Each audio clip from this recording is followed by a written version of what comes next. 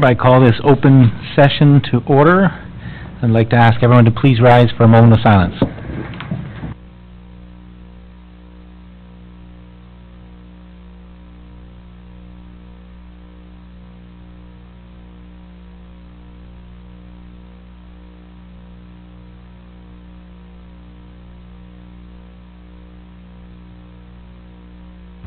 Please be seated.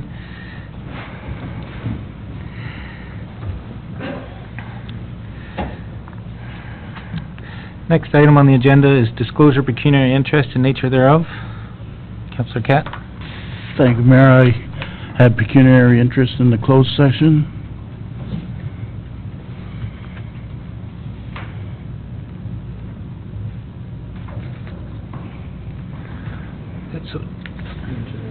Yeah, so just the nature thereof.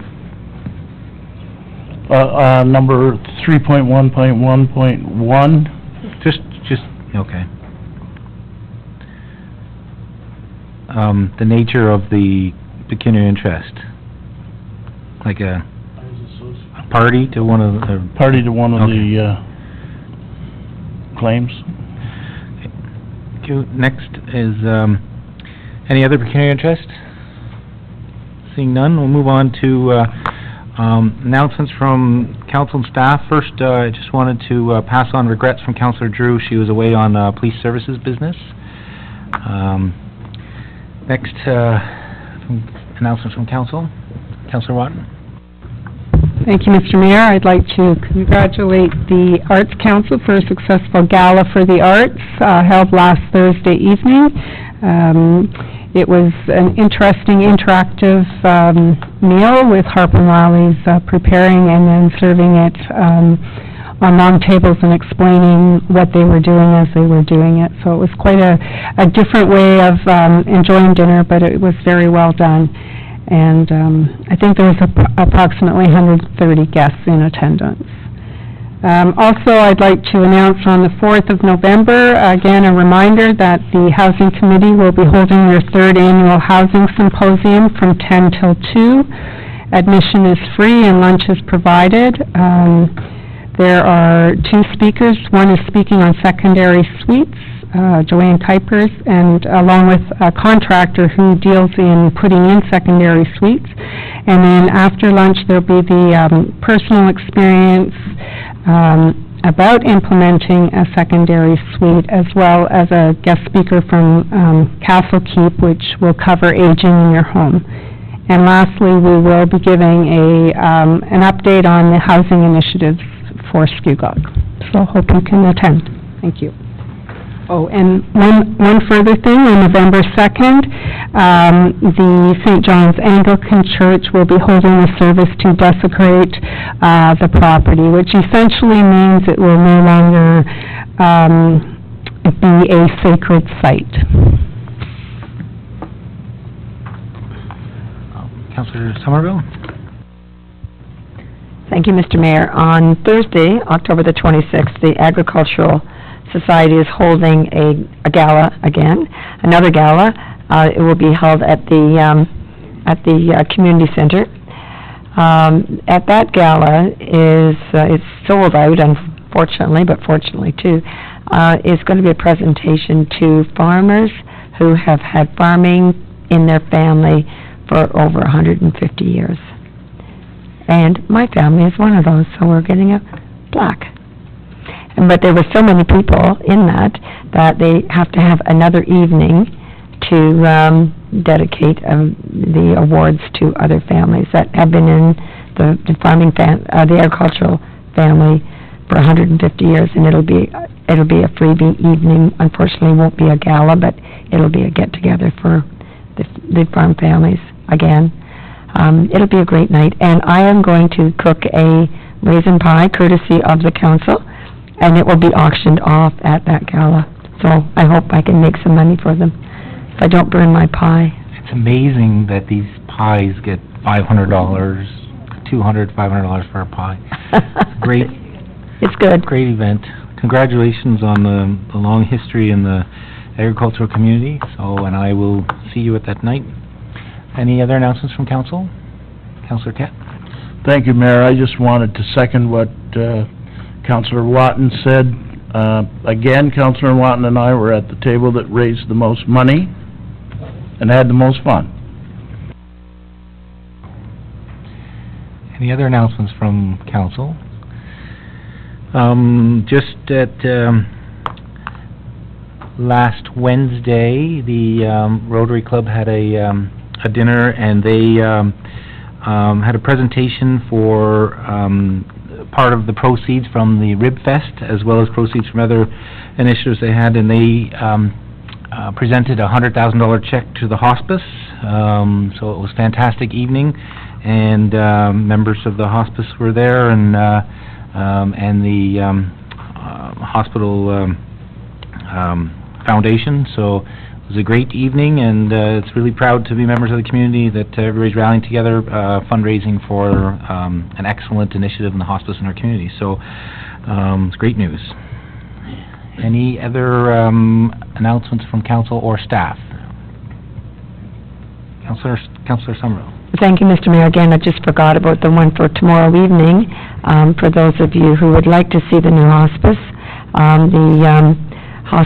the Oak Ridges Hospice will be having a get-together at the Old Flame between 7 and 9. You will see what the decision of what the hospice is going to look like, and they'll do some campaigning to try to get some pledges for money that evening. So just, if you haven't got anything to do, please come out to it. I think we've all been invited, but it'll be great. Are you bringing a raisin pie? No, I'm not going to take a raisin pie. Maybe butter tarts. Any other comments, questions for council staff, or announcements? Sorry. Next up, we have delegations. We have 9.1, Scuog Seniors Advisory Committee.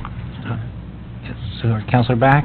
Thank you. Through the mayor, I do not see our chair, so is there a slide presentation? Because I guess I'm going to have to do it.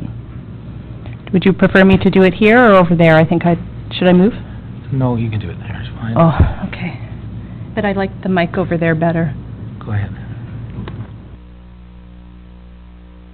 So because we can also defer that report. If you think she's coming, we can rearrange the agenda. Why don't we just move on to the next one then? Yeah. So, next up, we have a delegation, Tom Phipps, Treasurer, Williams Point Cottagers Association, on the reduction of speed limit. So, we have, is the mic, you might as well come here to the front here, one of these two seats, if it's just yourself, and then there's a button on the base of the microphones, and you can just have a seat and make sure the button is flush, pushed down flush, and you can pull the gooseneck towards you. It doesn't have to be too close, otherwise it'll distort, but and then you have up to 5 minutes if you wish to speak to it. Yep, it's working. My name is Tom Phipps, and I am the Treasurer of the Williams Point Cottagers Association, and I'm going to be speaking on behalf of the association and presenting the reasons for putting forward our petition. To begin with, I thank your worship and councillors for this time to address our concerns. Our petition is very specific in what we desire. However, the issue that led to our petition is the safety of our children.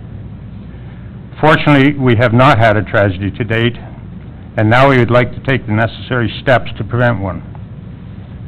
Let me begin by outlining the structure of our community. We have two main streets serving our community, and they are Williams Point Road and Jackrabbit Run. Jackrabbit Run being a continuation of Williams Point Road. Both roads are situated on the east side of Caesarea. They consist of both paved sections and gravel sections. These roads were originally constructed to serve a cottage community, and it would appear that cottage setback requirements were very much less than they are today. As a result, many homes are very close to the road, and vehicles operating at or above the current speed limit would have very limited time to respond to any children that would be darting out behind homes or parked cars. It should also be noted that we do not have sidewalks, so pedestrians must walk on the road. As a community, we also have 2 parks on Williams Point Road. One is equipped with playground equipment consisting of swings, slides, and climbing facilities. The second has a pavilion and a 9-hole pitch and putt golf course. Both of these parks are an attraction for children, and like children, they don't always signal their intention to take off running across the road.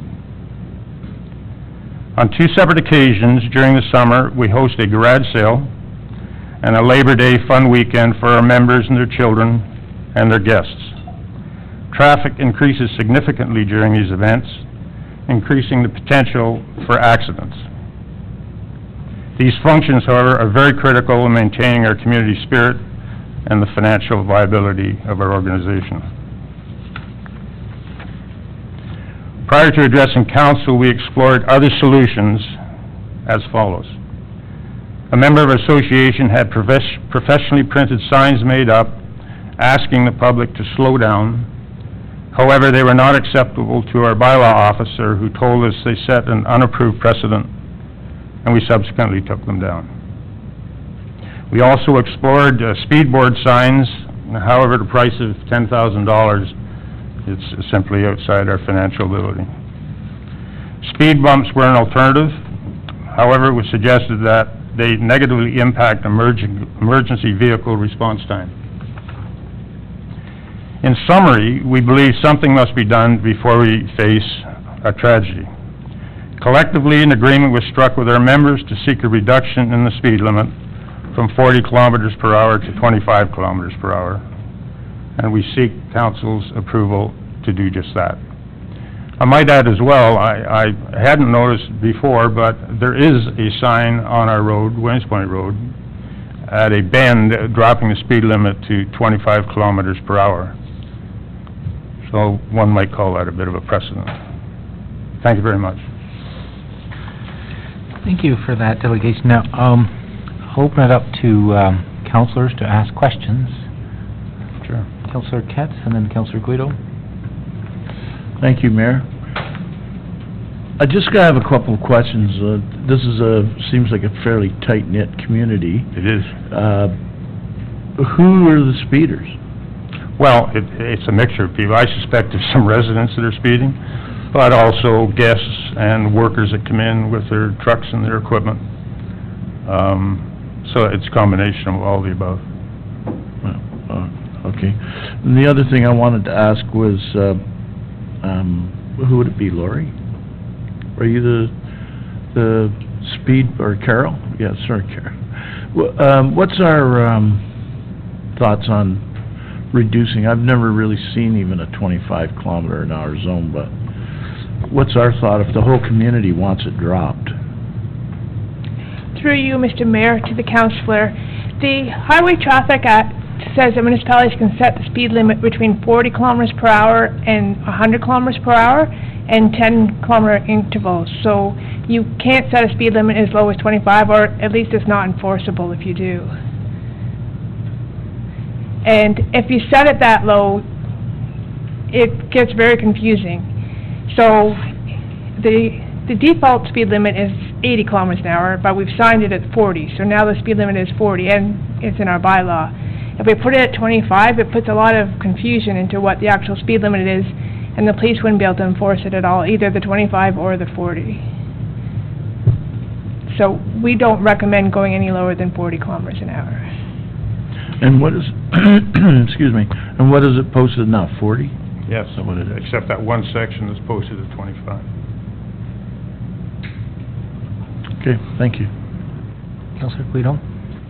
Thank you, Mr. Mayor. Councilor Kett addressed my first 2 questions, and that was who, if it's I believe it's a dead-end street. Yes, it is. So my question was, who were the offenders? And Councilor Kett asked that, and then the next one was with the 40 kilometers, if that's even part of the Highway Traffic Act. But is your hope that it's posted at 25 so that residents or travelers at least see that it's posted at 25 and reduce their speed? Or is your hope that it is 25 and enforced at 25? Well, the latter would be very nice, but we'd be very happy if we could just post it at 25 and let people know that please drive slowly.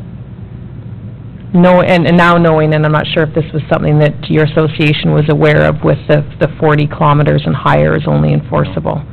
No? We were Okay. not aware All of right. that. Thank you.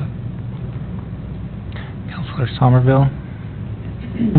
Thank you, Mr. Mayor. Is there any signs up in that area that says "Watch for Children," or that, what is it, watch, what's the one about the Watch Children, or, you know, how they put the signs on the pavement? Is there anything that is in there right now? Nothing in the paved portion of the road. However, we have put up signs, please watch for children. What, yeah? And I guess that's in violation. I'd like to think at least we could have signs that we could post at our parks. Because some of the things, I can tell you what we've seen. We've seen people passing, going at 40 or faster. And it's very, very concerning. And the parents get extremely upset, as they should. And we'd like to, at least to have a solution for that. What I'm thinking of is a I think it's called Community Watch, where there's, people watch out for the children. There's nothing on there. Carol, can we do something like that? Can we put some signs up, or if we can't reduce the speed limit, or it's against the rules to reduce it, can we put something up? Through you, Mr. Chair, to the councillor, yes, we could put up signs or something along the lines of, children at play, out for children, that type of thing.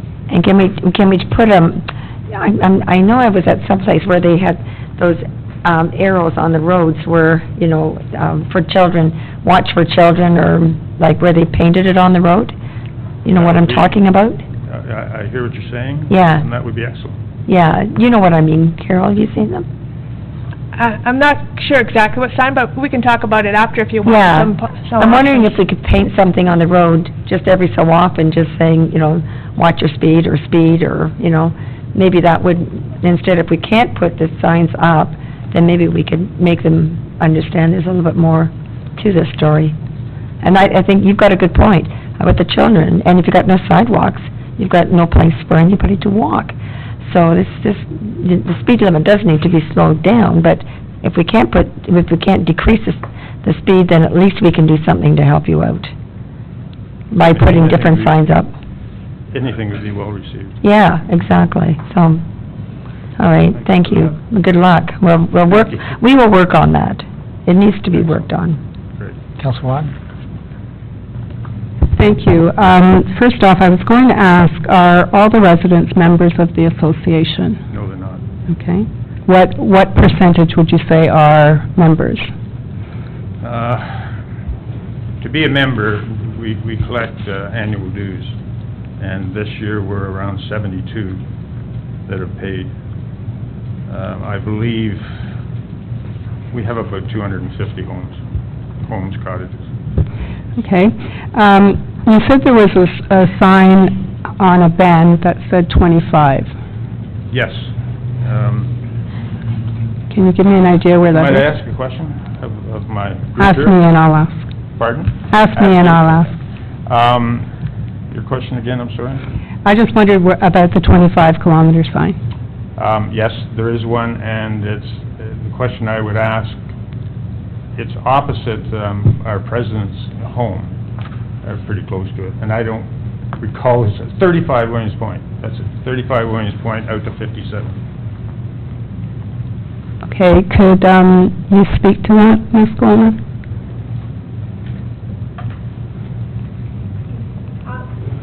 I'm going to ask Ms. Fox to speak to that one. Okay. Through you, Mr. Mayor. Councillor.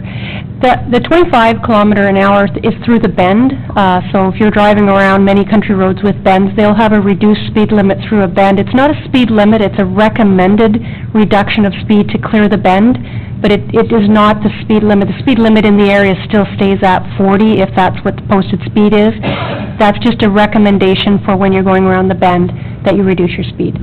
Okay, so if I recall correctly, Williams Point Road is very curvy, and it would seem to me there should be a few more spots where it should be posted at 25 as they go around those bends, especially given the proximity of those houses to the road. And if there is an event, or if there is in the summer, cottagers, when there are, when the kids are off, there are more children, as well as more vehicles parking on the roads that they can dart out of, or in between. And I can appreciate Mr. Phipps' concern, having been there at a couple of those events. The kids are playing, they don't even think to look. So even if signs could be posted for 25, even if it is not enforceable, I think it would help with the speed, and if we can put signs up for 25 in certain spots, and we can, knowing it's not enforceable, apparently even at 40, it's not being enforced very frequently, so I think it probably should be a consideration, and I would like to refer this delegation to staff for specifically that we do consider the 25 sign postings and the children that play at the park areas. Thank you. Okay, Councillor Watton, I do have you, I'm going to come back to your motion, I'm just going to add that other one's there. Councillor Back? Thank you. Through the Mayor, this question would be to Ms. Fox. So, in other municipalities, they have 30-kilometer. I know that's usually in school zones and other, where exactly are 30-kilometer zones? Is it just school zones, or are they up to a municipality to put 30? Through you, Mr. Mayor, I have seen some notices in other municipalities regarding 30-kilometer-an-hour zone. When we sent for an opinion on a reduction of the speed limit below 40, we were notified that anything below 40 would not be enforceable under the Highway Traffic Act. So I would have to assume that if there is a municipality that has posted a 30, that's the situation they're running into too. Even though they've posted it 30, it's not going to be enforceable under the Highway Traffic Act. Okay, can I add to that? So just say, for instance, and a little off topic, but if it is in a school zone, I know City of Toronto has 30 kilometers within school zones, and then they also have those double the fine if you've exceeded. So how do you double the fine in a safety zone at 30 if it's not enforceable? How do they get around that? Yeah, through you, Mr. Mayor, I'd have to look into that.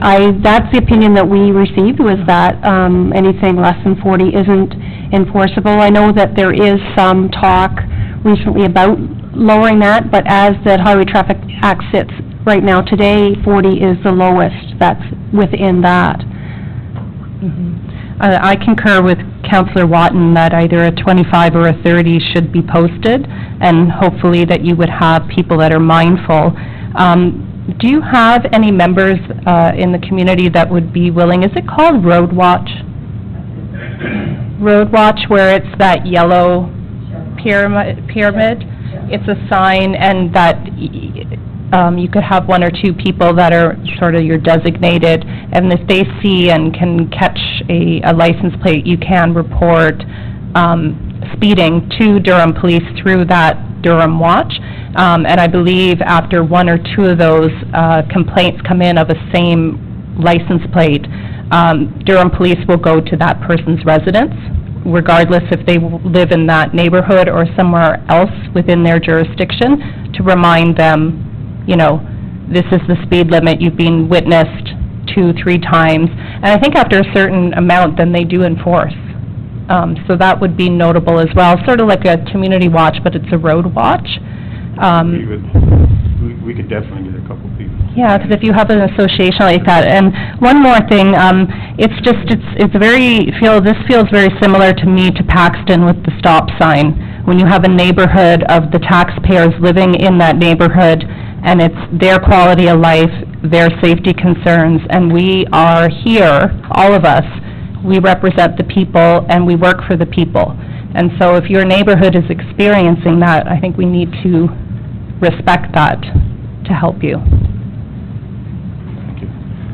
Any other councillors? I'm going to come back to Councillor Watton, but I just wanted to say, yeah, I think obviously a petition speaks loudly, and I think with the conversation, especially when it started off about making sure that we don't do what we would think would be a no-brainer obvious decision by putting up 25-kilometer signs. If they're not enforceable, then it could come back and possibly not have the end result of, say, somebody was expecting they could enforce it. So there is a motion that's here to look further into that, and I think there's definitely, well, I know there's support. We want safety for our children in our neighborhoods. It's just making sure we know all of the variables that come into play so that we are making this with all the information. So the motion, which I'm going to get Councillor Watton to make sure it's amended or adjusted to what you want, that the presentation for Williams Point Cottagers Association regarding reduction of speed limit be received, and that Williams Point Cottagers Association request for reduced speed be referred to staff, but you wanted to add in... I would like to add in that signs be posted at the parks for children at play, and that all signs of 25 kilometers will be posted on all bends on both Williams Point Road and Jack Rabbit Run. Okay, just before I ask for a second, I just wanted to clarify the bends, because is the bends, are they before and after the park? Like, I just don't want to put a parameter on this where staff are going to follow that to a T without having enough wiggle room to be able to come back with this recommendation. I'll let Mr. Moran speak to where the bends are, but it's kind of just a windy round bend. There are two major bends. One is being covered now by the 25-kilometer speed limit. There's another serious one beyond, past the parks, that takes Williams Point Road into Jackrabbit Run. It comes to a dead stop and then heads up a hill. So clearly that would be a bend that I think should qualify for 25 kilometers per hour. And then on Jackrabbit Run, there's a steep bend that goes down into Jackrabbit Run, and a lot of that's blind. So that might be, there's a place to consider. So is it, again, I just wanted to make sure the intent of the motion that you're putting forward was, you know, the bends, there's nothing... The intent of the motion, Mr. Mayor, is to make sure that 25 gets posted wherever it should be. And I will leave it to staff to assess the bends and the curves. Okay, that's what I wanted to make sure, that it had the language. So I've got here that Williams Point, the request for reduced speed referred to staff, signs be posted for children at the park, for children at play, and that 25-kilometer-hour speed limit signs be posted on all bends, subject to staff's review. Right. Did you capture all that? All right. So do we have a seconder for that motion? Councillor Guido. Any questions on that? Right. All those in favor? Carried. So thanks very much for spending the time, to all the residents coming out here, and it'll come back, and there'll be, staff will review, and I don't want to put any timelines on it, but it'll be, we're in the middle of budget, so I don't want to constrain them on times, but it obviously anything to do with speed and safety, we'll make sure it gets dealt with as soon as possible. Thank you very much. Thanks.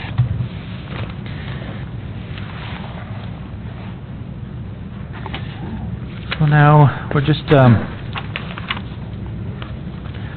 going back to item 9.1, the Squeog Seniors Advisory Committee.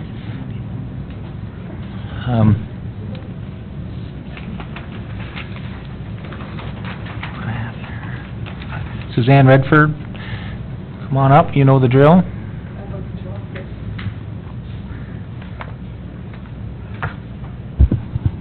How do I push the button? Yeah, Hi, I'm Suzanne from obviously the Seniors Advisory Committee, and just wanted to go over our work plan that's coming up for 2017, 2018, and also the accomplishments of our committee that's happened last year. We did say we were going to do 4 different speaker series, and we did the 4. We did the Healthy Eating on April the 6th at the Prince Albert Hall, very well attended. We actually have a waiting list, and we could probably do a few more, which was wonderful. The second one we did was the handwriting analysis, was on the 9th at Nestleton Hall. Again, went over very well. The lady is such a dynamic person. I'd love to have her come back again, and you were supposed to come, Mr. Mayor, and you didn't. Retirement Living was held on June the 20th at the Green Bank Hall. Would have liked to have seen a few more people there, but we did try to go on the outsides of town, and I think some of the seniors just unfortunately couldn't get there. But again, it was well received. And slip and fall prevention was done on September the 19th at Hope Church. Again, it was with the osteoporosis. Excellent gentleman, and it was well received again. So we did cover our 4 series. And we also have worked with the Port Perry, Prince Albert, Port Perry Seniors Club as well, very closely. And some of the, I'm not going to read them all out, some of the other mandates that we wanted to do, we obviously met. So what we're intending on doing for the following year, and it'll be scaled down a little bit from what we did a couple years ago, but we are definitely going back to doing the fair. We have had, that was held at the Scugog's Arena. It was 74, I think, different associations that were there, and we had, was over 400 seniors that went through.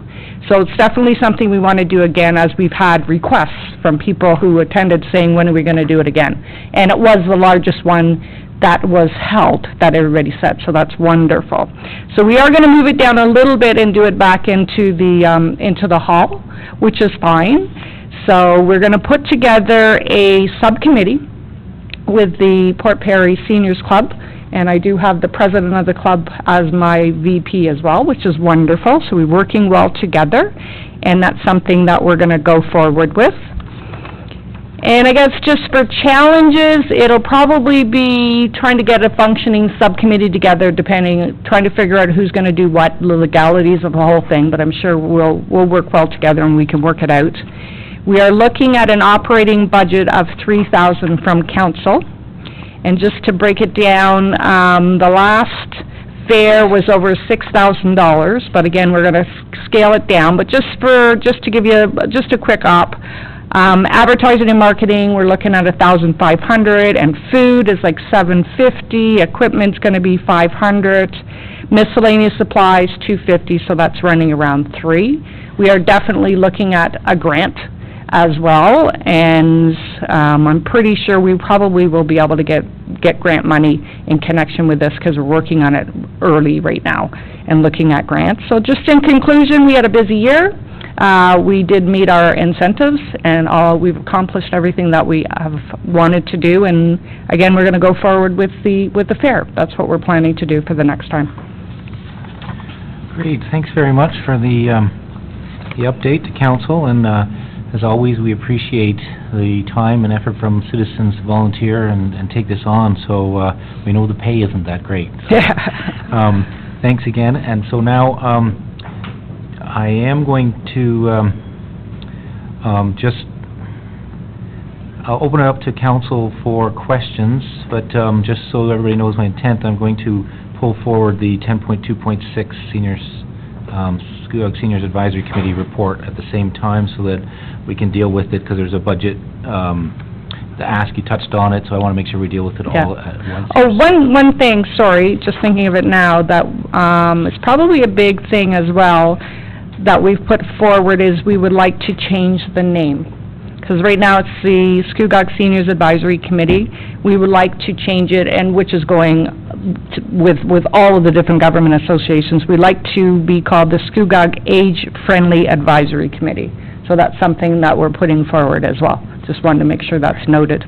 And that is noted in the last paragraph on page 217 of the report, or page 3 of 7 of the report. So I did have an actual highlight there. So questions from council? Councillor Watton and Councillor Back? Thank you, Mr. Mayor. Not really any questions. I just want to congratulate you guys on doing a great job. I heard many positive replies about your workshop series, and I can also attest that Greenbank's sometimes tricky to get people to. Yeah, But it is. and secondly, I'm just really glad that you're going to be doing the seniors fair again. But thank you. And I presume you don't have a date, or you do? I think we had a date, but we were still trying to confirm with whether it's going to be in the ice pad or whether it's going to be in the hall. So- Okay, we'll look forward to that information, but keep up the good work. Thank you. Oh, thank you. Councillor Back? Thank you, through the mayor, and thank you, Suzanne, and you didn't have to wait so long this time. No, I know, I was falling asleep the last time. I just wanted to say, we've had a lot of changes in our committee due to the fact that we're a seniors advisory committee. We have a lot of senior members, and obviously with that go illness of spouses, accidents, car accidents. 2 or 3 moved away. 3 moved away. Out of town, and we are right now presently a very small but very mighty committee. We do hope, once the committee restructuring for the township committees occurs, that we can put out advertisement to get more members, because it was a lot of work for that seniors advisory fair, or the seniors fair. And I know, and we were the largest in Ontario. We were. We don't do things small. No. So may I ask, after Councillor Kett speaks, or asks his questions, that on the recommendation, a third is added, that we changed the name from the Scugog Seniors Advisory Committee to the Scugog Age Friendly Advisory Committee? I have the report motion, as well as the recommended motions, with already a third on here, moved by Councillor Guido. So we'll get to that, and I'll put the mark here to come back to that, about the name. Okay. Next, Councillor Kett. Thank you, Mayor. I just have thank you again, but I have a quick question. Have we, as a seniors group, ever thought of doing a cooperative symposium or something with other groups, maybe accessibility or housing or anything like that, and had one big one? I mean, just throwing it out there, I didn't... No, we have not. I mean, working with the seniors club, I think it's going to be very beneficial in putting on this fair, but we haven't looked at working with other committees, because we, you know what, to be perfectly honest too, we weren't sure what committee was going to be around, or if we were going to be joined together too. So it's not something that we have approached, but good thought. Yeah, absolutely, definitely good That's all thought. I'm just thinking. Always open to suggestions, no Yeah, doubt. Yeah, Thank you. you're welcome. Okay, next, Councillor Guido. Thank you, Mr. Mayor, and Suzanne and your committee, thank you very much for all the work you do, and hopefully you will see an increase in membership to your advisory committee, because you will need quite the little army to put together your seniors fair. Once all the questions are done, or I would like to add a third recital, and Councillor Bakken wants to do a fourth, but that many of the advisory committee meeting minutes this evening have a request for budget, and I would like to just make a request that all 2018 budget requests from committees be forwarded to the township treasurers for consideration through the 2018 budget process, so that we don't have to discuss each committee meeting minutes unless necessary. Okay, and that's what I have written here, so. Any other council or questions? No? Okay, so, Councillor Guido, I have that you're moving that the annual report and the 2018 proposed work plan presented by Suzanne Redford Chair be received, and that the Scugog Seniors Advisory Committee 2017 annual report be received, and that Scugog Seniors Advisory Committee's 2018 work plan attached as attachment 1 to the report be endorsed, and that all 2018 budget requests from committees be forwarded to the township's treasurer for discussion through the proposed 2018 operating budget process. That's correct. And then Councillor Back also wanted to add that the name of the Senior Advisory Committee be changed to the Age-Friendly Advisory Committee. Age-Friendly... Scugog Age. Scugog Age-Friendly Advisory Committee, yeah, sorry. That's okay. And Councillor Guido, that's good. So Councillor Back, you'll be the seconder for this motion then? Okay. So, does that mean the fair will be called the Age-Friendly Fair or still the Seniors Fair? No, it'll be the age-friendly fair. Okay. So, questions on the motion? Seeing none? Okay, all those in favor? Carried. Thank you very much for the update. Thank you very much. Next, we have item 9.3, Dale and Edie Forsyth for the recommended heritage designation of 99 Crandall Street, so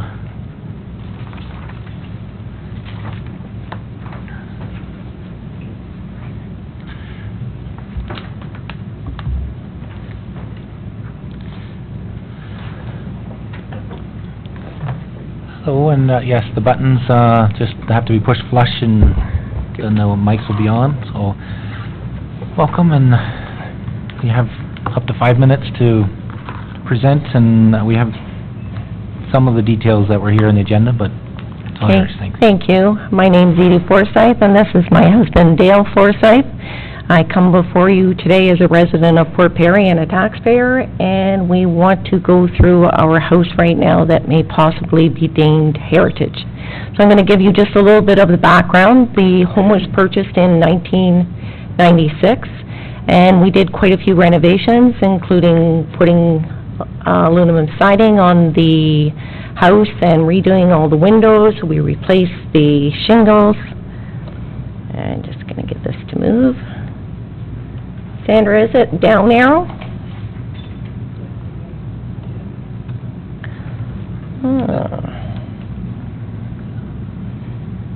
You can also, okay.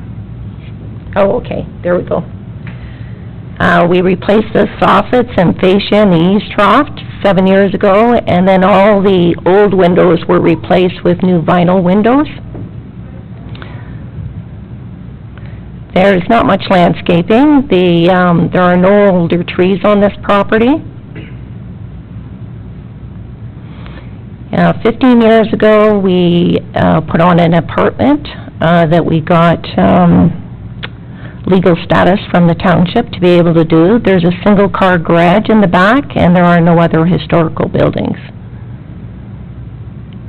The interior still have the existing kitchen floors and cupboards in there. There's no antique elements throughout the building at all.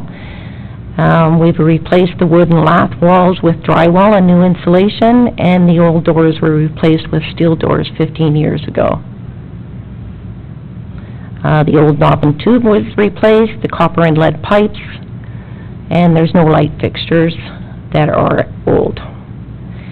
In 2016, we decided that we would do a small renovation, so we started looking at possibly doing a new kitchen. There's our kitchen we bought off Kijiji. We haven't installed it yet. We decided to renovate the kitchen and maybe add a bathroom upstairs. And then this is where the problems started to come in. We hired a contractor to come in and give us pricing, and he was a little reluctant to do stuff until he did a little further investigation. So he tried to come underneath the crawl space, which is all dirt, and there wasn't enough room there, so he tore up the floorboards. When he tore up the floorboards, he noticed all kinds of issues with the sill plates. So this is the west wall in the dining room, and the sill plates have rotted, and you can see they've been repaired many times. You can literally grab any section in there and pull chunks of that wood out. It's totally disintegrated. You can see the little blocks of wood that have been pieced in there to hold up the actual sill plate to where the cement walls are. And the cement itself is crumbling because when that was poured many years ago, it was just kind of mixed in a wheelbarrow and poured, and a wall was created. This is the southwest corner. The wood's crumbling there also. And some places there's no wood left at all. This is the west wall in the living room. The cement's crumbling here also, and the wood has rotted out completely. And this is the north wall. There's cement and wood crumbling also there. And this is the south side of the living room. The picture on the right-hand side, you can see the wood's rotted right through to the outside. That's the vinyl siding on the out that you can see through the wood. And then there's the floor joists. They're also split and there's no support. You can see how the structure, the wood boards that go across are notched into the actual sill plates. And on the other side, there are no notches left and there's no sill plates left for the actual floors to go in there. So when he removed one of the floor joists, it was like a domino effect. It just all started to cave in because there's nothing holding it. And then he decided, if I'm going to be looking at the walls, I want to look at them really good, so he opened up some of the walls. And these are main support beams that hold the second story up. They've been notched. There's like one main beam that holds the upper floor. It has about 8 different pieces of wood holding those joists together, because that's what they did way back then when they didn't have a whole lot of wood. Plus, some of the outside walls, the 2x4s or 2x6s that run up to the next story are dry rotted as far up as you can reach. These are the beams that are holding the second floor up, and you can see some of the beams don't meet and some of them have been cut. So the support system's not very good there. So our journey kind of began in August 2017. We wanted to remove the front third of the house and rebuild with the same footprint so that we could get a structurally safe building and remove what was no good there. We also wanted to include a basement so that it would reinforce and hold up those 2 stories. So we did architectural drawings, we did our surveys, we applied for permits, and we lined up all our contractors. Oh, I think I'm missing a slide here. I am. You have all the dates. I don't have them. This one doesn't have 2 of my slides on there. Am I allowed to put this in? Is that okay?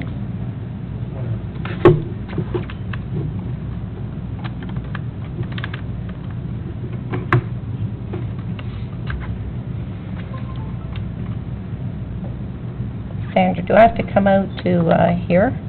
Oh, I've got it here.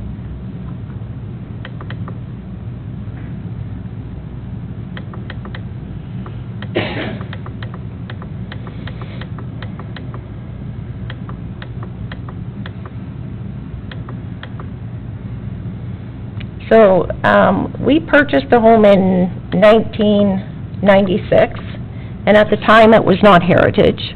Then in 2004, we added the apartment, the legal apartment, and at the time it was not heritage.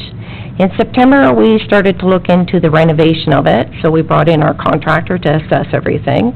And in October 2016 was when we discovered the extensive damage. November 2016, the contractor advised that it'd be best to probably remove the front of the house and rebuild to make a stable, restructured home. In December, Bill Connard, who is our contractor, talked to someone in the planning department, and they suggested that we needed to get a survey and get that underway, and they thought that it would be best probably to use the previous surveyor, which was Grandor. We were in a 6-month wait to try and get the surveys through because they were so busy with all the real estate properties that we're going through, so we had a significant delay there. In January, we began to do the architectural drawings. In February, the contractor spoke with somebody in permits department. They said we don't need a reno permit, we only need a building permit. So, And then in February, we came back to the planning department just to check and make sure that it was not a protected heritage property, and they said, no, it's not. So we finalized the architectural drawings, and then we went back to the permit and planning department, and were told we needed a heat loss calculation and HVAC blueprint. So that took another 4 months because this is new, the heat loss calculation, and there's not very many people out there that actually do it. Then August 15th, we submitted the rental permit, the drawings, the heat loss calculation. We checked over everything, and we're told it'd be about 10 days. And then we were told that we needed a application for permit to construct or demolish. So 2 days later, we submitted that, and then September 11th, we got a letter from the Heritage Committee and saying that it would possibly be deemed heritage status. So we went to them and presented, and here we sit. So it's a year later, and we're still working on our retirement dream, which is to pay off our house, do a little bit of a renovation, and live off the income from our apartment because we do not have pensions. And now we're just kind of stuck. We're hoping that we could possibly be grandfathered because of the fact that we started almost a year ago on this process. We've spent a ton of money on architectural drawings, on heat loss calculations, the land survey, and so on. And I just think we're at 3/4 of the way through this. Is it reasonable to start over?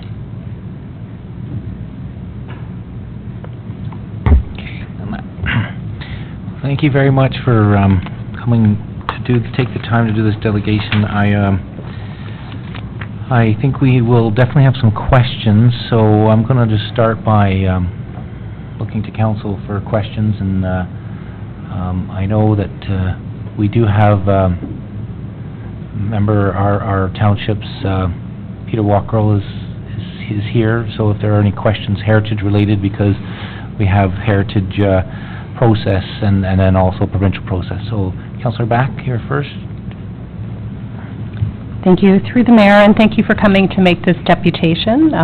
It's good to have that all of council sees what the issue is and to address. Now, I have a few questions for Director Heritage. When was this home put on the registry? Through you, Mr. Mayor, to the councillor. Council passed the minutes of the committee, the Heritage Committee, on June 26th.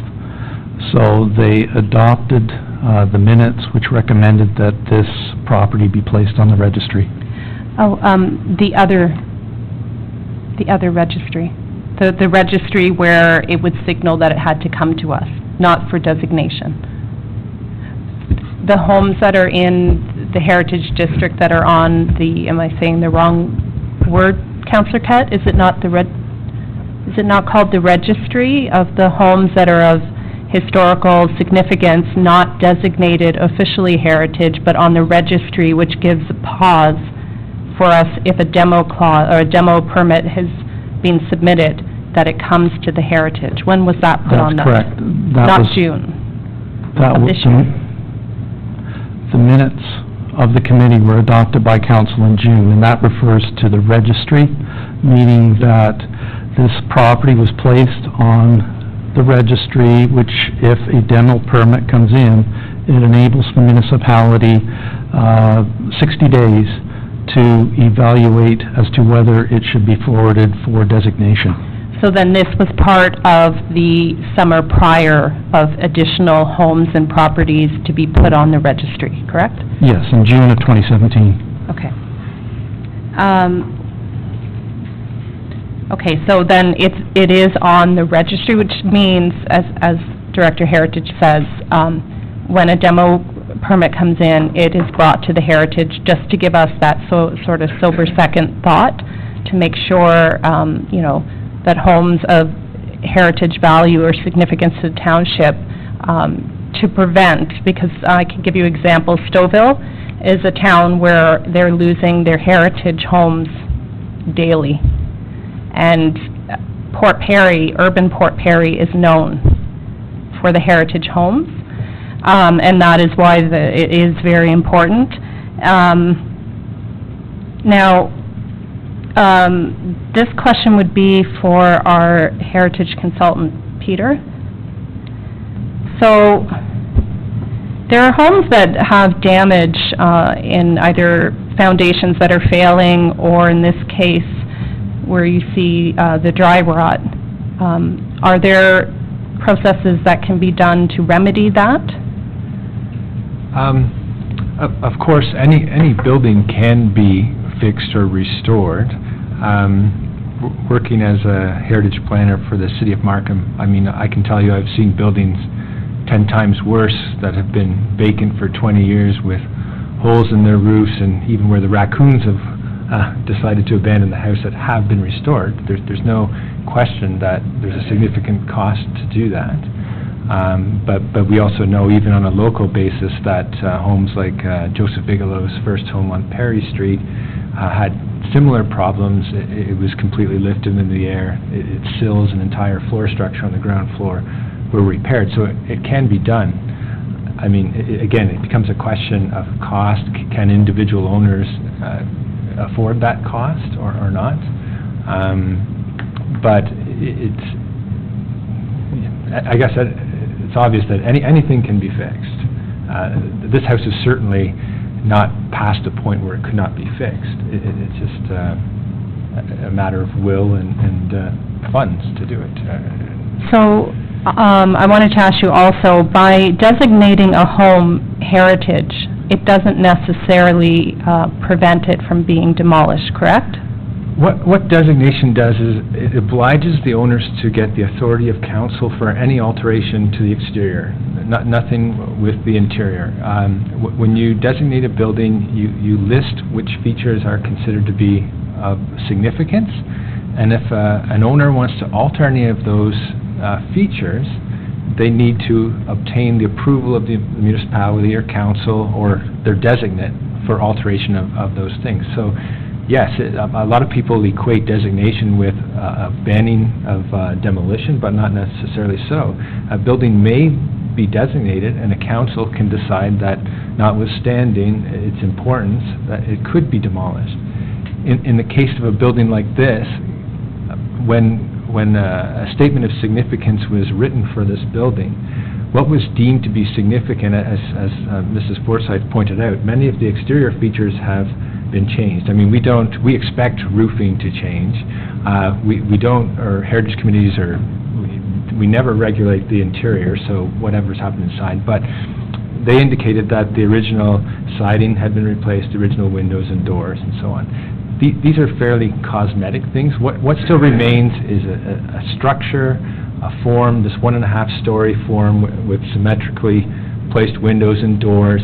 This form was typical of building in the late 19th century. So really what we have is a shell that is deemed significant. So to make it kind of sum up, council could say these are what the significant things are on this building, and we would designate this building only as a means to ensure that whatever is built there reflects those things which they deemed important. So, in essence, council could say, yes, we agree to the demolition of this house due to the structural problems and on this individual basis, the site-specific case here, but we want to have it designated so that whatever is built new reflects what was important here. And that may be the actual dimensions of this building, the 1.5-story form, the louvered detail that's in the gable, where the window openings are.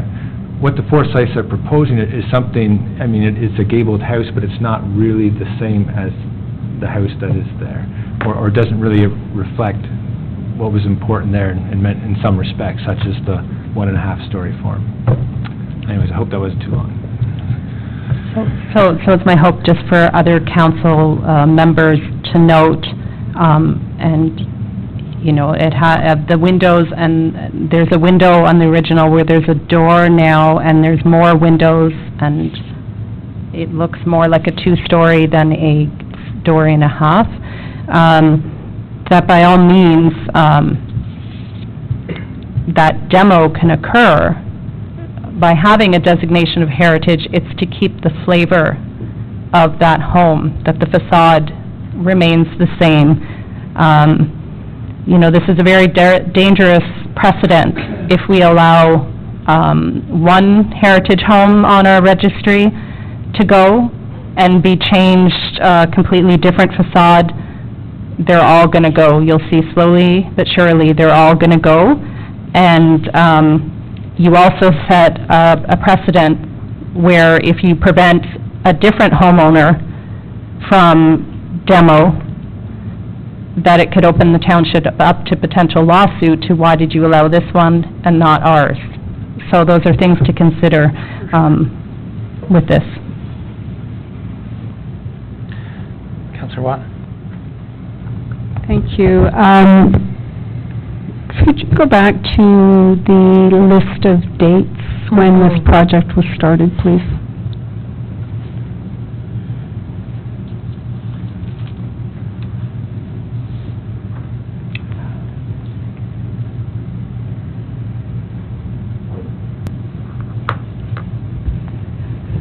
Okay, so if I understand you correctly, Mr. Heritage, you said that this registry was approved in June 26, 2017, correct? The registry where it would be considered to be designated, is that correct? Through you, Mr. Mayor, the councillor, this property was recommended by the committee to council to be placed on the registry. Now, properties on the registry are not all necessarily potentially designated. Go ahead, sorry. They're there for further review. Some of those properties move forward to designation, others don't. Okay, so, but I'm still curious about when the list was created. It was obviously not created in 2004. It came to the Forsyths as a potential in, was that February 2017? So I have a little concern that when the conversation started, that they weren't advised initially that it was potentially on a registry. And so I do have a bit of a concern there with why that would not have occurred if they came to speak to our staff, to give them a heads up on, the potential for, hey, this is on a list and it could be designated. I think we have to seriously consider that, and I appreciate everything the Heritage Committee does, and but it seems to me that this project was in the works prior to a registry being created. And my second question would be, and I'm not sure, maybe Mr. Wolkwell, you can answer it, or maybe somebody from the Heritage can if we choose to move forward with the recommendation that this is designated, and the Forsyths wish to appeal it, what is the process?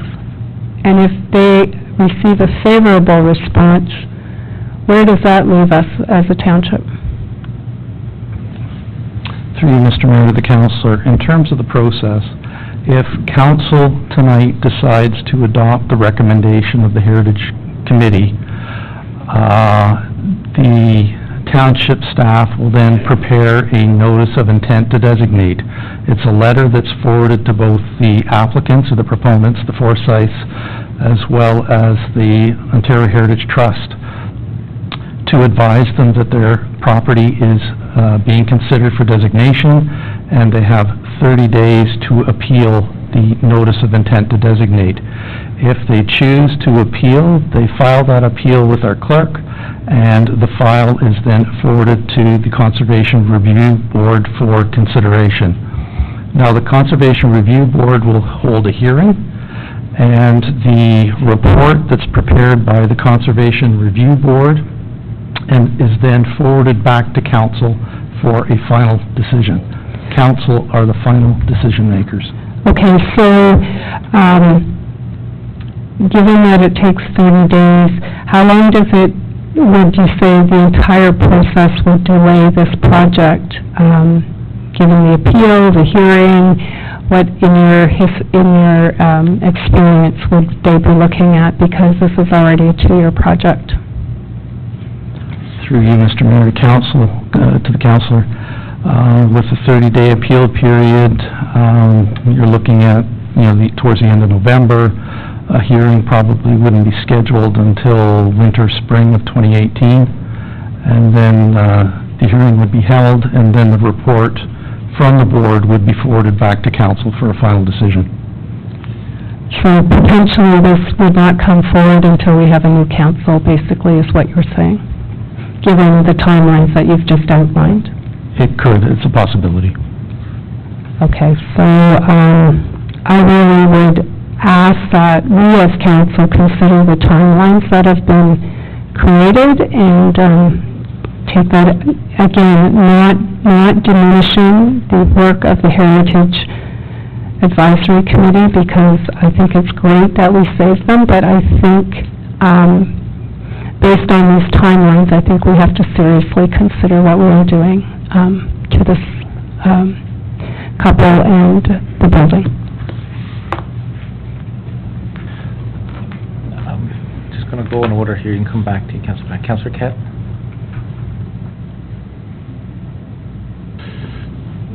Thank you. I as well have a problem with some of the dates here. But because you did know in April, is that what it was? That it was some kind of heritage, but the letters were just sent out in September, I think. So you got your letter in September, right? September, yes, it Yeah. I understand your situation, but our situation is we have to preserve every building we can, or else, once they're gone, they're gone. And I think Peter Walkrow recommended that if the new elevations were a little more sympathetic to what the actual was, it may be all right. So I'm sort of stymied on which way to go, and I know that it's a concern of yours to get things hopping, but we also have to protect the heritage, and like Councillor Back said, what we decide today or on this situation is going to domino effect throughout the whole community. So it's not just you, it's a whole community and the heritage of our town. So what I wanted to suggest is maybe go with some options of some sort that maybe we can iron something out. I'm a member of the Heritage Committee as well, and I've heard it before, so I didn't want to say very much, but I really feel that your elevations that you've given right now are not very sympathetic of anything that has to do with heritage, so when we designed this, we hadn't got a letter. We didn't get a letter till September. We'd already put in our permits in August, so we had no idea it was going to be deemed heritage, so we weren't designing it to be heritage. Yeah, I understand that, and I understand that you went for a renovation permit and you didn't need a demolition permit because you weren't going to demolish anything, and then you opened up your can of worms. I understand that. We're like I tried to explain, it's very hard for us to make decisions like that very easily, to demolish a heritage building like that. So that's my 2 cents. Thank you. Councillor Guido? Thank you, Mr. Mayor. Thank you, Mr. and Mrs. Forsyth. I as well live in a heritage home, so I can appreciate its beauty, and it's also painful sometimes to live in one. I just have a question. Are you currently living in the home? We're in the back of the apartment. Okay. The reason I ask is the letter from your contractor, to me, the way I'm reading it, I'm reading it as it's structurally unsound. to be living in The right front now. part is, the back part that I had the legal apartment added to, it's separate from the part we want to take off the front. Like, the back part would still stay, but the front part that's falling apart, we want to take that off. Okay, thank you. And if I may ask a question to Mr. Walkrow, if it's deemed that the structure is unsafe, does that change an opinion on heritage value, or does that just indicate that they would need to spend more money to make it structurally sound? Yes, from a heritage perspective, they're not really related. A heritage building is either significant for its heritage value or it isn't. It's not, it's significant only if it's in good shape. I mean, the Coliseum or something is not in good shape structurally, but it is obviously a heritage building. So that's where councils should be careful to equate heritage value and physical condition. I mean, they can always make decisions. I mean, designating this property would be similar to having one of the properties on Queen Street, which aren't a heritage building, where in effect you say, okay, you can demolish this, but we want to have some control over what replaces its place. So you have properties on Queen Street which were built in like 1950, say the Foodland building, but because it's designated, you have some control on how that building looks on the exterior and how it complements the surroundings around it. I do sympathize for this couple. The timing is never good. I mean, I know the Heritage Committee is trying to play catch-up. They have many, many buildings that are still not on the register, and they're doing their best to get them on now, and unfortunately, some people are going to get caught in situations like this.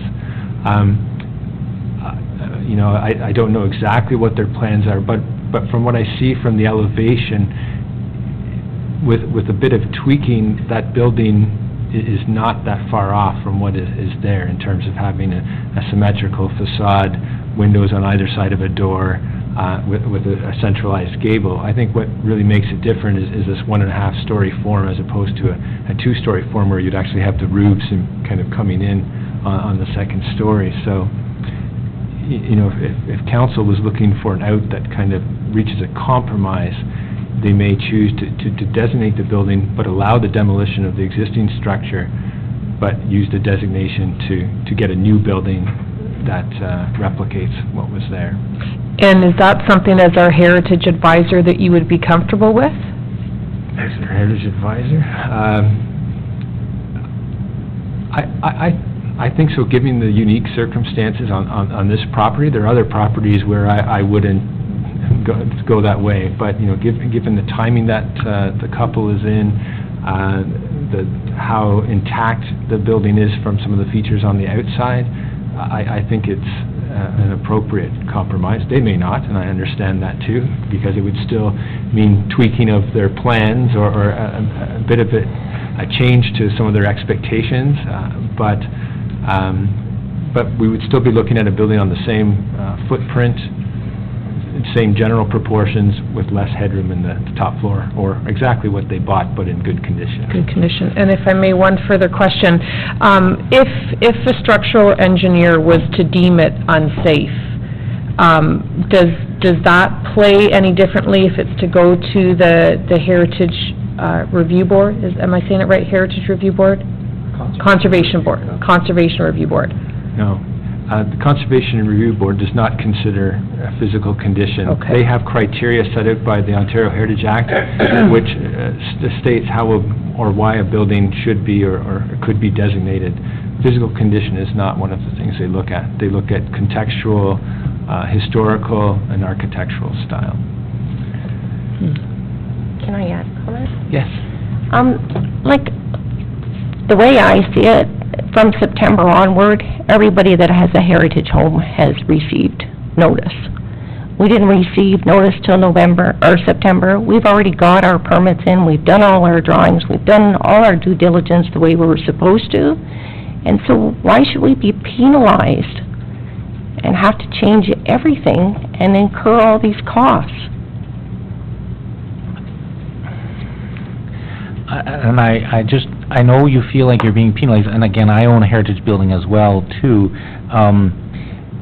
The provincial government has given these authority and these powers to the municipal government, because we're at the ground level, to be able to identify these properties. So at any time that somebody could receive this information in the process, and that's why there is a process for an appeal, but understanding there's costs and everything, and we understand what you're saying, and we're not done the conversation yet, so I think we'll come back to it, but I think I'd have Peter or Mr. Heritage just speak on the view of it being penalized, because it's a common thought or a common statement that I hear out there for people who have homes, or they don't want to go and get a permit because they're afraid it's going to open up a can of worms, etc. So I just would like to hear what's the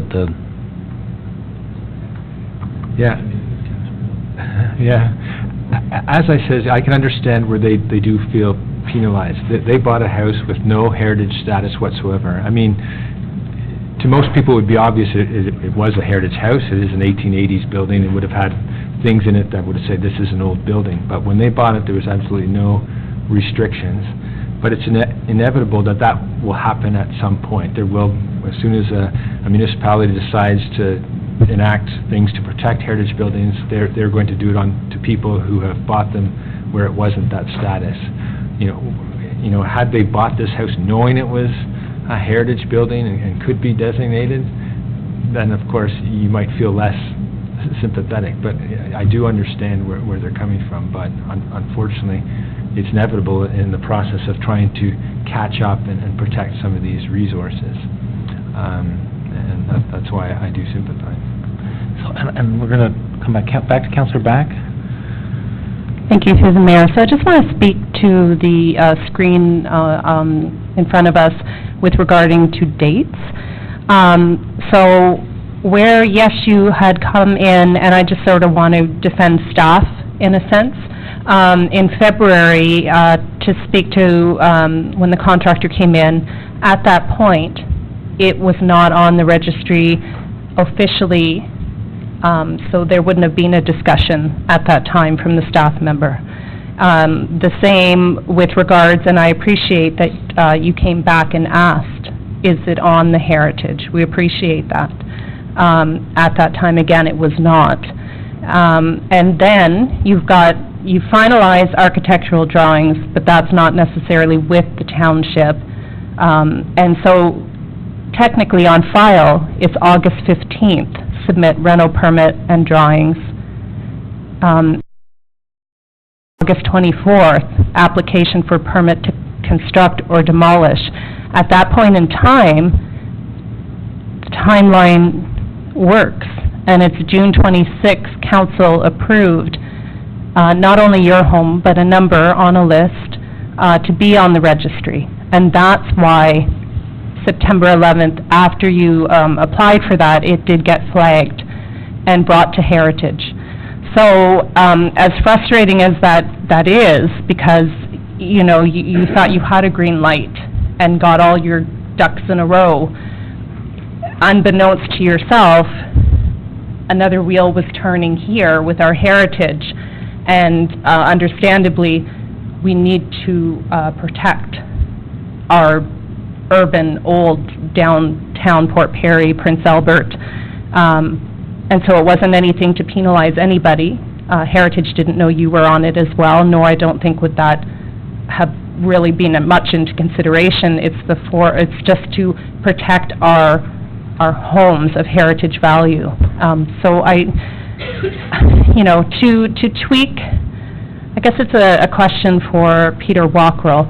How much tweaking needs to be done to have the current facade look more like what it is, and so that it could go that if it's deemed heritage, you still get the green light to demolish, that we wouldn't have that you're living in a home that's not structurally sound. You want to be able to sleep at night and know that you're not going to be on the ground floor sometime in the middle of the night. But to have that home still maintains the character of old Port Perry. That's really what we're doing. We're not trying to penalize you and saying you have to live in this house I'm thinking of The Money Pit, if you ever watched that movie. But it's a matter of the flavor and the maintaining the features of that heritage home in a new build. So then it would have to have the sloped ceilings in the bedrooms and stay as a story and a half. The facade, correct? Yeah, in front. essence, you would say that the dimensions of the new building would reflect what is there currently right now. It would have the same floor plate, which they've indicated they would do, but you would bring the roof structure down, so it would be that 1.5-story form. It would probably eliminate the 2 windows on the front facade and just leave that center one with the gable. It would, in essence, would be the house that's there now, but new, with the louvered decoration over the top. And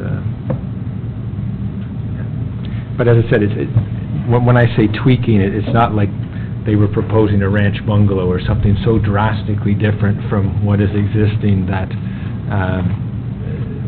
is here now, so. And that is why we went with this design that we were going to do, that, in my opinion, looks more heritage than the 3 walls that are sitting there falling down that are just vinyl sided. Like, and all the money and time that has gone into it to this point, and then we get red flagged. Like, we should have been told right in the very beginning, and then all this money and time and effort wouldn't have had to been spent. But that's to my point. Staff was not, we didn't have it on the registry and approved by council at that time, so staff, I they did their understand. job properly in a sense that there wasn't any to red flag you and prevent you, and unfortunately, you sort of got caught up. Yes, I understand that. So now anybody coming to you from this point forward, like, you have to have a starting point. We were before the starting point, and now just because all this took so long, we're now in that same... May I ask, so with regards to speaking with staff, to me, that's not the beginning of a process. To me, the beginning of a process is when permits or drawings are officially brought in and stamped. When did that happen? August 15th. Okay, and so that is technically after council put it on the registry. But we still weren't notified. We weren't notified until September. Because you put in an application to demolish, which then red flagged it. But still, we should have been notified at that point. Why was it, like, I don't know. Because I know it's because it wasn't on the registry when you first began talks, but talks are not. But when the permits were in, we weren't notified that it was heritage. We would have never done the drawings and paid all this money to have all this done had we have known, by the way, this is probably going to be deemed heritage. And we asked our builder asked that question. Yeah, so we have a lawyer on our heritage committee. She works for the City of Toronto Heritage. And she said that this, if we allowed it to be demolished and built differently as a new build, so to speak, not looking the same, can send a very dangerous precedent for our township with regards to future applications for demolishing. Because if you allow one, you either allow them all and we lose our heritage, or you end up with an open lawsuit because you allowed one and it's prejudice to another. Well, I wouldn't be, that's not a paid legal opinion, so I would tread lightly around, you know, I understand what you're saying, but I just want to frame it properly, that's not. So Councillor Kett is next, and then Councillor Watt and Councillor. Thank you, Mayor. I'd like Director Heritage to respond about the conservation concept, or the approval. Even if the conservation goes along with the renovation, it still comes back to council, and council can still turn it down. Through you, Mr. Mayor, to the councillor. The Conservation Review Board will hold a hearing. They'll hear all sides regarding the issue. They'll prepare a report, a written report with a recommendation, and that report with the recommendation comes back to council for a final decision. Yeah, so council makes a decision in the end anyways. That's correct. So we don't have to accept it, but probably we would, but that's a long way to go to come back to council. That's correct, that's the Yeah, process. Yeah, Yes. exactly. So that, I just wanted to explain that it just ends up coming back here, so it'd be nice to be able to get something decided. Councillor Watton? So I'm just curious, what is the expected timeline for the issuance of a permit for construction or demolished? Is there rules for, like, a building permit has to be issued within X amount of days after it has been reviewed? And is there rules for the same for construction or demolition?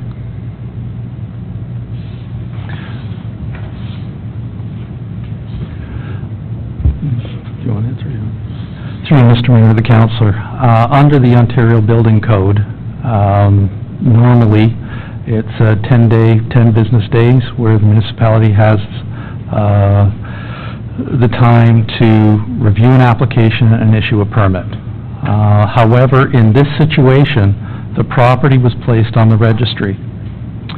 Under the Ontario Heritage Act, the municipality has 60 days to review the application and decide whether to proceed with designation or not in relation to a demolition permit. But essentially, it should have been issued probably within the 10 days, because at that point, they had not been advised of the heritage designation. Thank you. The permit was submitted, my date that I have is August 30th, 2017, when it was filed, and council had made the decision on June 25th to place the property on the registry. So once staff knew that a demolition permit had been filed, we red flagged it and brought it forward to the Heritage Committee, advised the Heritage Committee that an application had been submitted for this property. Thank you. Again, I have trouble with the dates. Okay. Councillor Guido? Thank you, Mr. Mayor. I have another question for Director Heritage. Sorry.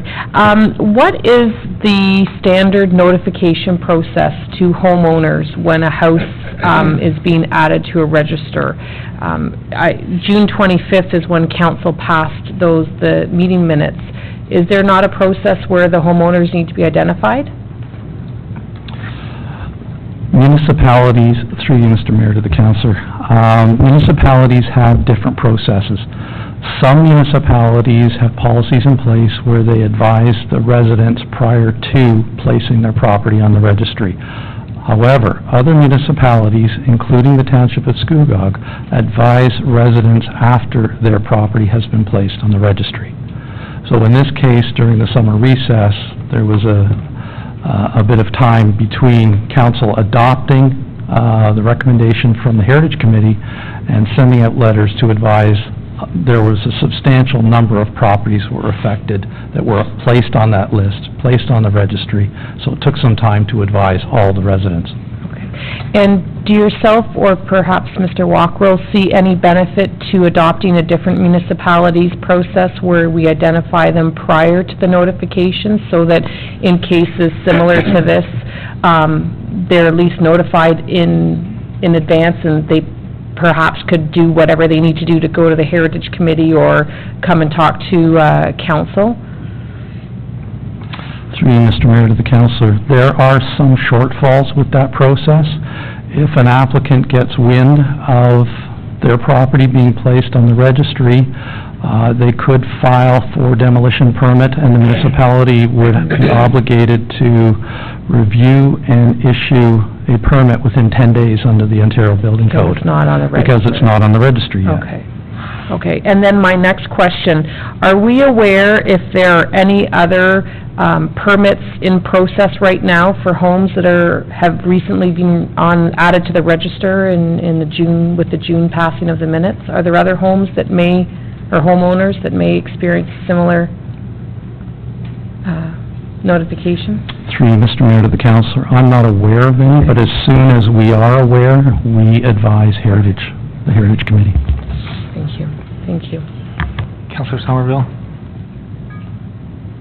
Thank you, Mr. Mayor. I just have a question for Mr. Heritage, or to Mr. Walker. If Mr. and Mrs. Forsythe decide to take this to the Heritage Conservation Review Tribunal, this is going to cost them money? Through Mr. Mayor to the councillor, typically, if you're an applicant or proponent appeals a decision to designate and proceeds to the Conservation Review Board, they typically retain a solicitor in order to present their case to the review board. So yes, it will cost money. Yeah, I thought so. What if, you mentioned in here that you wanted, in your delegation request, that you want to rebuild the front of our house where all the damage is, using the exact same footprint and make this a structurally safe home. When your architect put that together, did he actually use the old foundation? The exact same size. The foundation is like poured crumbling concrete that's in a crawl space that I could probably not even fit under before the floor come out. But that's why we wanted to put in a new basement and start fresh, straight up with the same footprint. No bigger, no smaller. So, again, I'm going to reflect this back to either Mr. Walker or to Mr. Heritage. If they decided to build a home, tear the front down, and rebuild the home exactly as the old home was, can they do that, or do they have to use the same framework? I'm just referring to the one on Perry Street, the big little house that they just redid. They lifted it all up, but they kept the framework inside. They replaced a lot of the boards, or the beams, and they actually, if you went in it, you wouldn't even know it was a heritage house, except we all know that it was a heritage house. Can they do the same thing? Again, and they also put a new basement in there. Yes, but by the compromise I suggested you might look at, they could do that. They could build a new basement. It would be on the same footprint. They would build entirely out of new wood to code, but it would have the exact same dimensions as the existing house. As the existing house. On the exterior, in terms of where the window openings and door openings were, and but again, if the property is not designated, you don't have that control to get that. If you just, because there is no review then of what the new building looks like. So that would be the only reason to recommend designation. As I said, the council could agree to a demolition, an entirely new structure, just having the same dimensions. I don't know if that is agreeable to the Forsythe, but it's an option.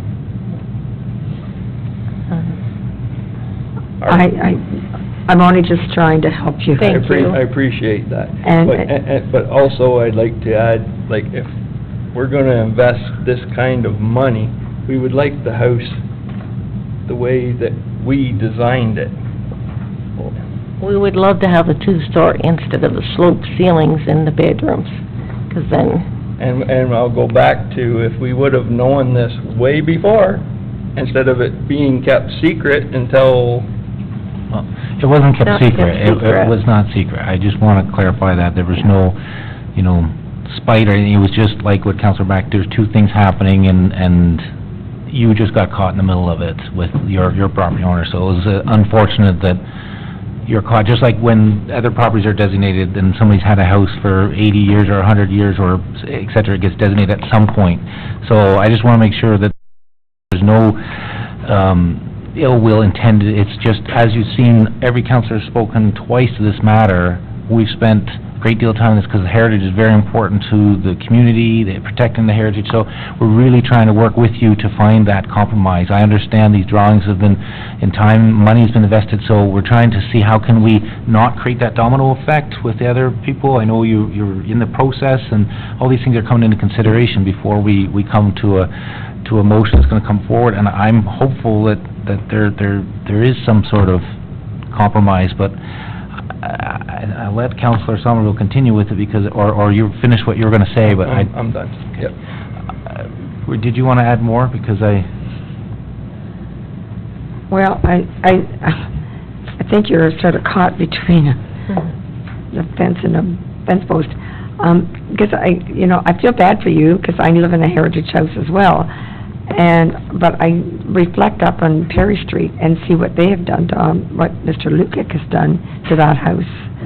And it still is a heritage home. And I know, I'd rather see you try to do some way, rather than spending a lot of money, taking it to the Conservation Review Tribunal, spending a lot of money, and then coming back to us and we can make a decision in the end. It wouldn't be, I'm thinking of you and how we can help you through this, because this is terrible, where you've spent so much money, but rules are rules, and if we bend the rules for one, we can't bend the rules for somebody else. So we really get kind of stuck. So, you've got some decisions you're going to have to make, I think, as to which way you want to go.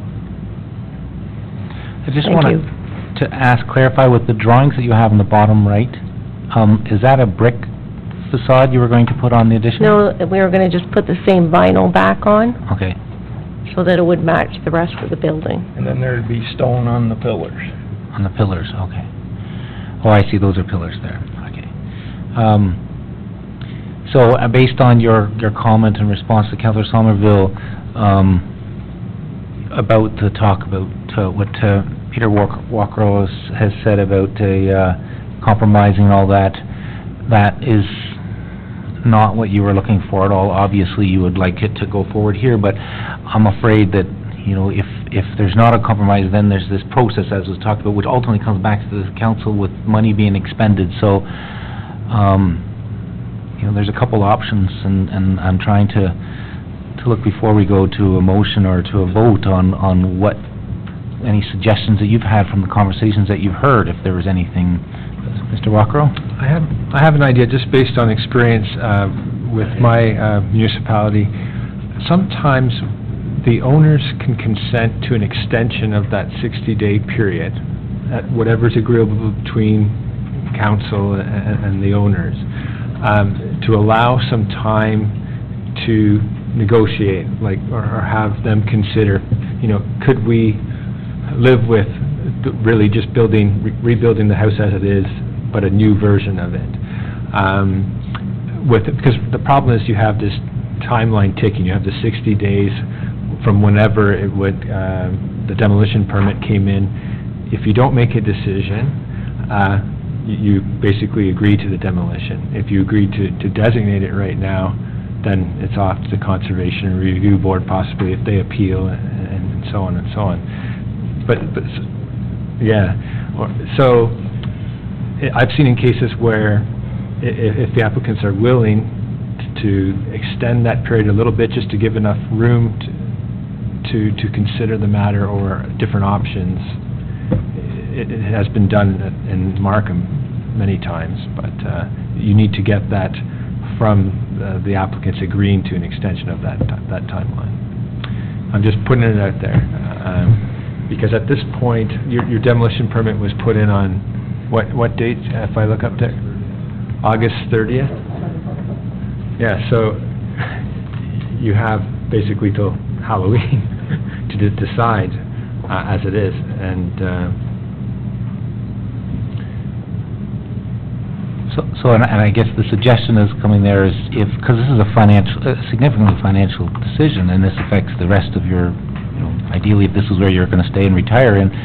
So wouldn't want you making decisions on the fly, but also I've heard different conversations from council, very empathetic to the situation. I don't know what, there's no motion right now, like there's a motion here to recommend it about the designation, but we're gonna get to that next, so we could incorporate in that, if you agreed on it, an extension of that 60-day to, I don't know, if an extra 30 days allows for time, as opposed to making a decision without having some further conversations and discussions. But then it's gonna delay everything again, and then we're gonna be into winter, and we're not gonna be able to dig underneath the ground to get the basement in, and then we're gonna be into spring again. But if this gets designated though, then... We're gonna be in real big trouble. Right, so that's what I'm trying to get here, and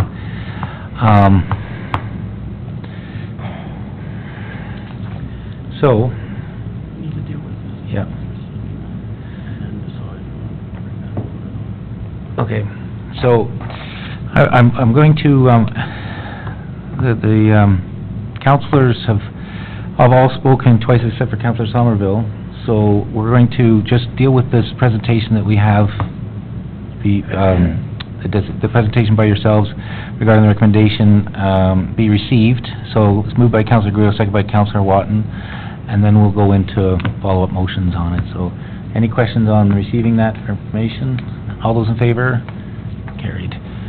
Okay, so I'm looking to council, the minutes of the Heritage has a recommendation on it, so I'd like to bring that forward.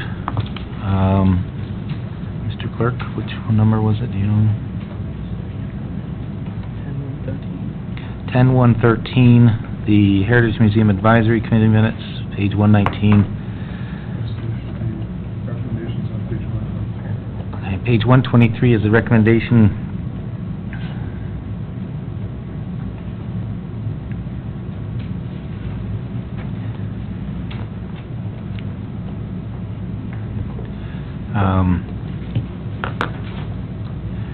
That this committee recommends that the council designate the property located at 99 Crandall Street, Port Perry, under Part 4 of the Ontario Heritage Act. So, we're bringing all these,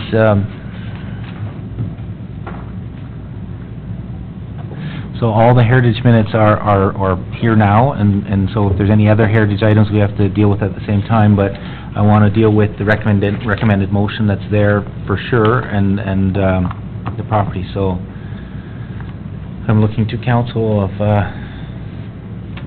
based on the recommendation that's there,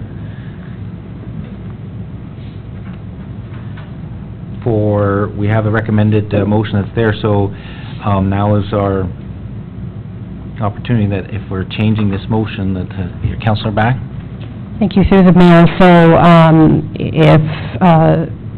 if you are agreeable to have an extension for 30 or 60 days, we can have that as the motion now, or I would recommend that we go forth to designate, and having that designation does not prevent you from demolishing that home. It just has that the township staff has control of what the look is, and it's not too much off from yours. So, if whatever is easier for you, if you think those discussions could be had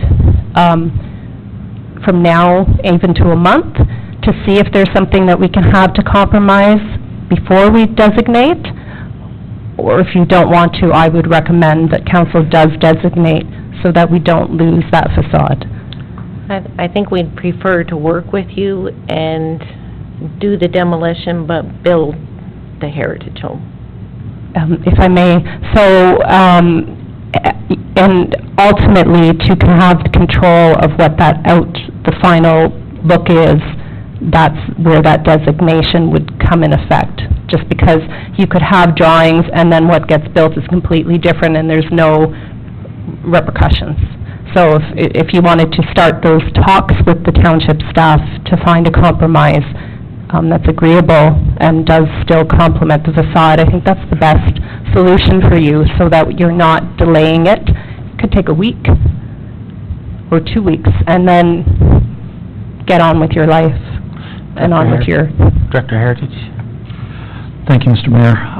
There's another possibility here where if council wishes to designate an allowed demolition, the Forsyths could proceed with a foundation permit only. It's not going to have any impact on the architectural style of the building if they are building on the same footprint, so they're not expanding it, they're not contracting it.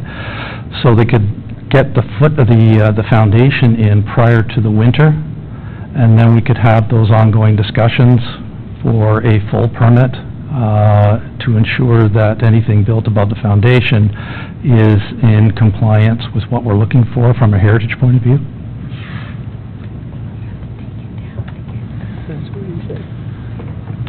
So is that, I just want to make sure, did you understand No. what was being proposed? No. So it's saying that if your concern is about the time being held up for everything to date, and winter's coming, that if you say, well, we're going to work with the township, the idea is, well, we could still authorize, we designate the property as heritage, but then we also authorize a demolition permit, and then you can build the foundation within the footprint, which isn't going to change, it's just above the foundation that you'd be working with the township and the heritage to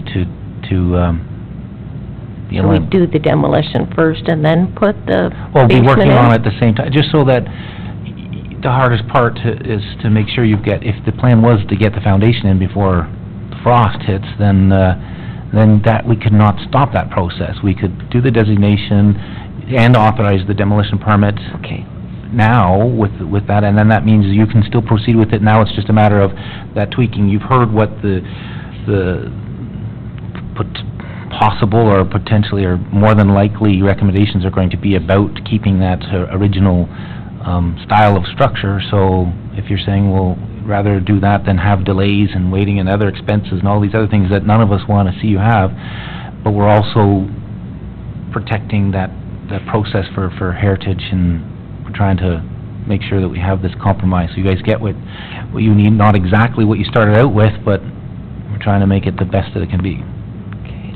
So, and I don't know if then you would need time or not to still discuss that, because we could work that into the motion if it's going to go past that date. So I don't know, the designation for the heritage means we deal with that now. We don't need the extension for the time. We'll be dealing with that and then authorizing that demolition permit, so I'll continue.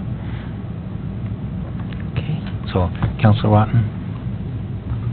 Thank you, Mr. Mayor. If it is designated, what's that, in 30 days? Or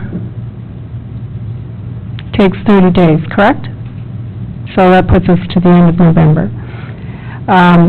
But we're going to issue a permit for a foundation, which will be available within 10 days, correct? Through Mr. Mayor to the councillor. If council proceeds with designation, the notice of intent to designate has to be issued. And then that's a 30-day period in which the applicants have the ability to appeal that notice of intent to designate. If there's no appeal filed during that period of time, then a bylaw comes back to council for approval designating the property.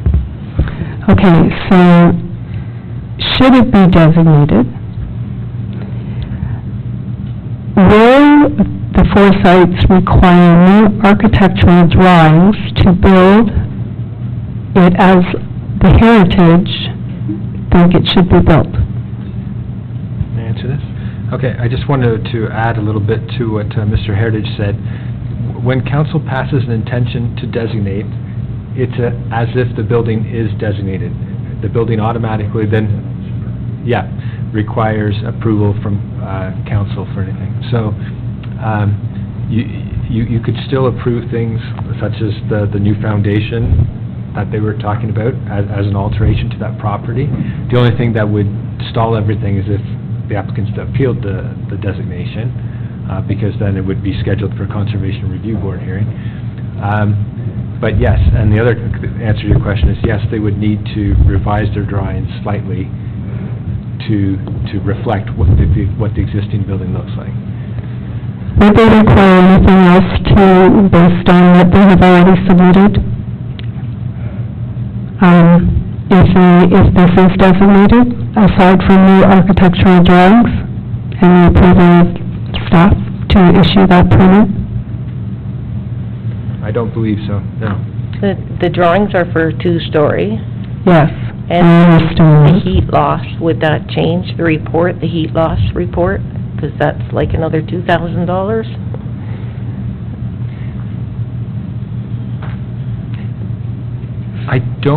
Again, I'm not a building official totally, but when they look at a heat loss calculations, they're looking at wall assemblies and how they're put together, how deep they are, what type of insulation, what type of vapor barriers.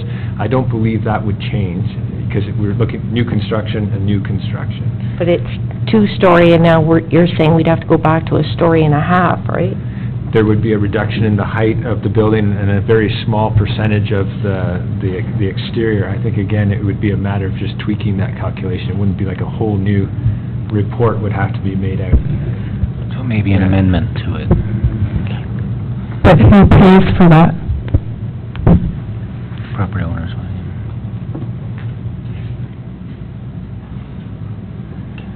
Councillor Cat? I just want to make sure that the Forsyths are aware of the potential increase in costs if it is designated based on the agreement to work with us.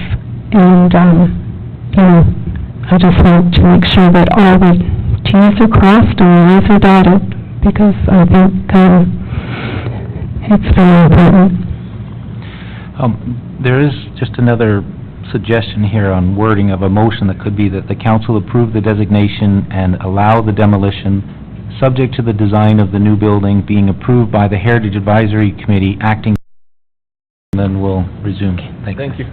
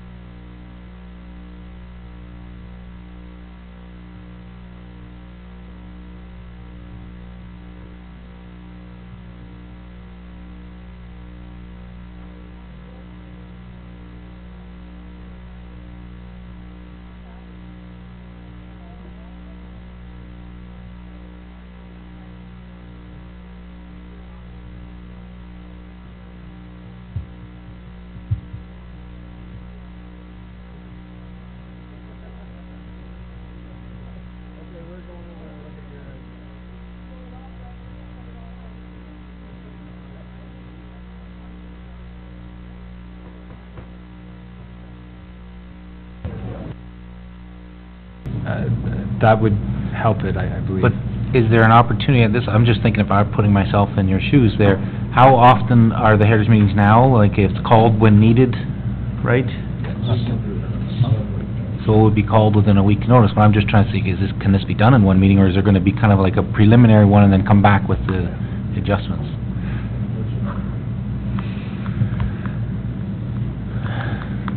Yes, Mr. Lar. Thank you, Your Worship. I would suggest that Mr. Walkrow, you're the principal advisor to the Heritage Committee on these matters, and if you were to have discussions with their architect, then a common vision could be established. So that would be your direction in conversation with Peter and your architect.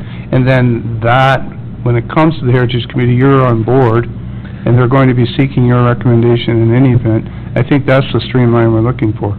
Okay. Yeah, through the chair, I think that's a good idea. I'd be happy to meet with them and work with them on design that I think would get them right through the Heritage Committee immediately, and... We would appreciate that. Yeah. So then, based on that comment, we don't need to change this, we can just keep this very open then, because you're gonna be working with... Okay. Yeah. Any other questions on the motion? All those in favor? Carried. Thank you very much for Thank you. your time, and we look forward to seeing the finished product, too. Thank you. Thanks. Thank you very much. Thanks. Okay, so the Heritage minutes that we have pulled forward here, are there any other items that need to be dealt with? Because I need a mover and seconder to endorse the minutes as printed. We'll jump on that. Move Councillor Watton, seconded by Councillor Somerville. Any questions? All those in favor? Carried. Next item is the consent. Yeah. Thanks again, guys. Thank you.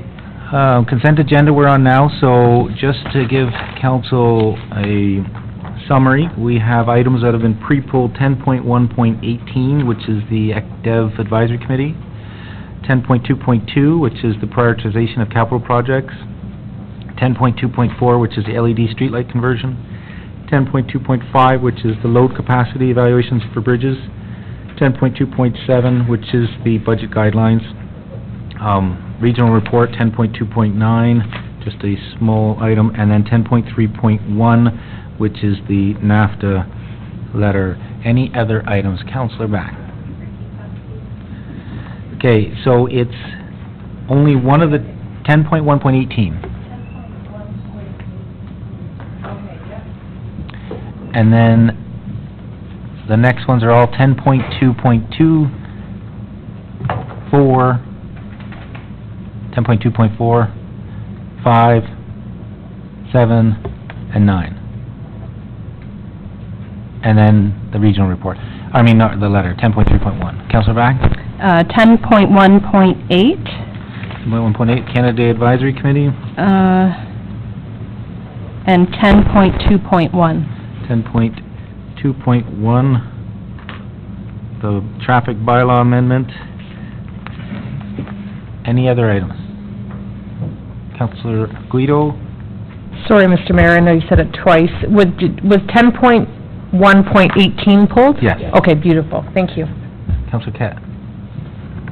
10.1.6. Okay, BIA 10.1.6, okay, and any other items? Oh, sorry, 10.3.3 was the Metrolinx business plan, was also pulled on the next page here, so. Final call for any other items being pulled.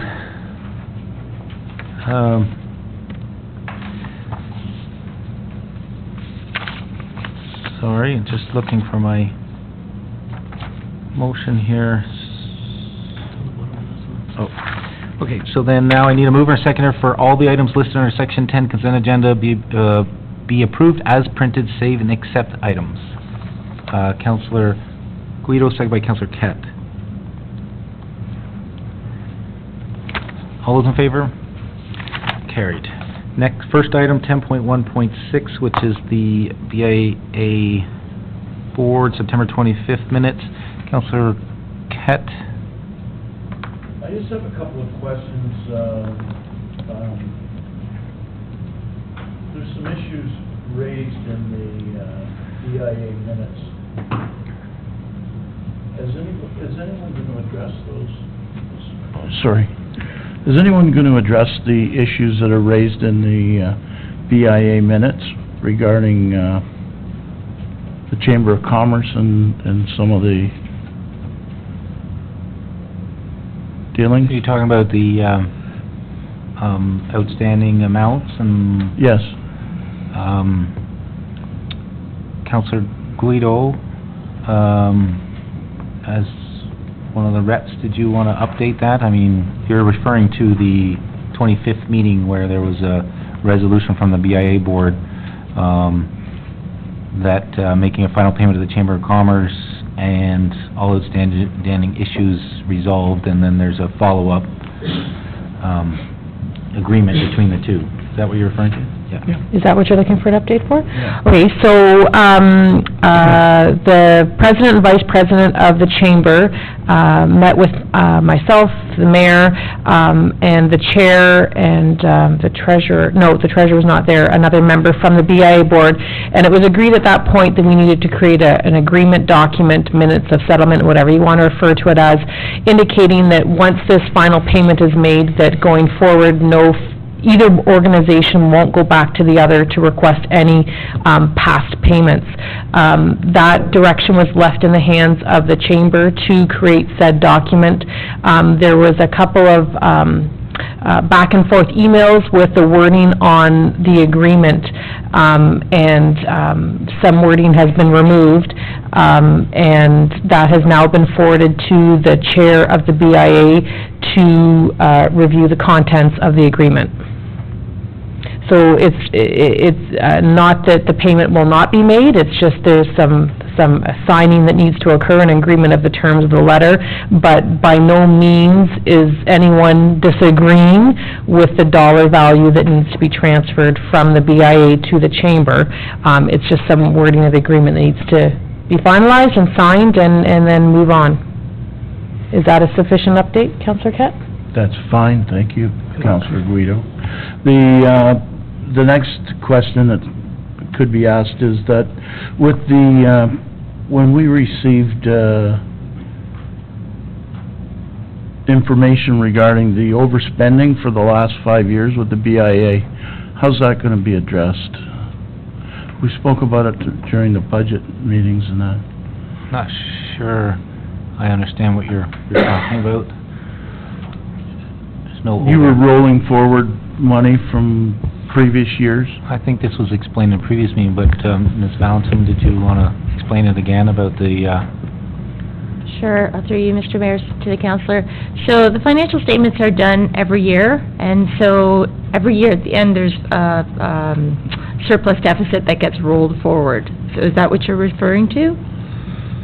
Yeah, I guess I'm really having a hard time because I'm seeing it as overspending because I know that you can't overspend. So you're saying roll over as far as at the end of the year there's still bills that are outstanding, invoices, or? There could be, but for the 2016, they were actually recorded. They weren't physically paid, but they were recorded in the books. It's an accounting issue as far as payments. Sometimes the invoices come in later, so we would accrue them, and they'd be recorded in the financial statements. And the last thing is the audited statements. Apparently, we were going to get those. And they were delivered to the chair this week. Okay. They're in her hands. All right. So when will they be presented to council? I believe that's up to your chair. I don't think we would normally no, I'm sorry. I'm not part of the BIA. You're talking about the audited statements from the BIA? Yes. Right. So that's consolidated with our statements, Yep. which would be, we receive the consolidated ones, but the BIA membership, it's up to the executive committee, the committee to present that, and I'm sure they would receive it in their minutes, so if they just received it. So they would do the presentation of the, okay.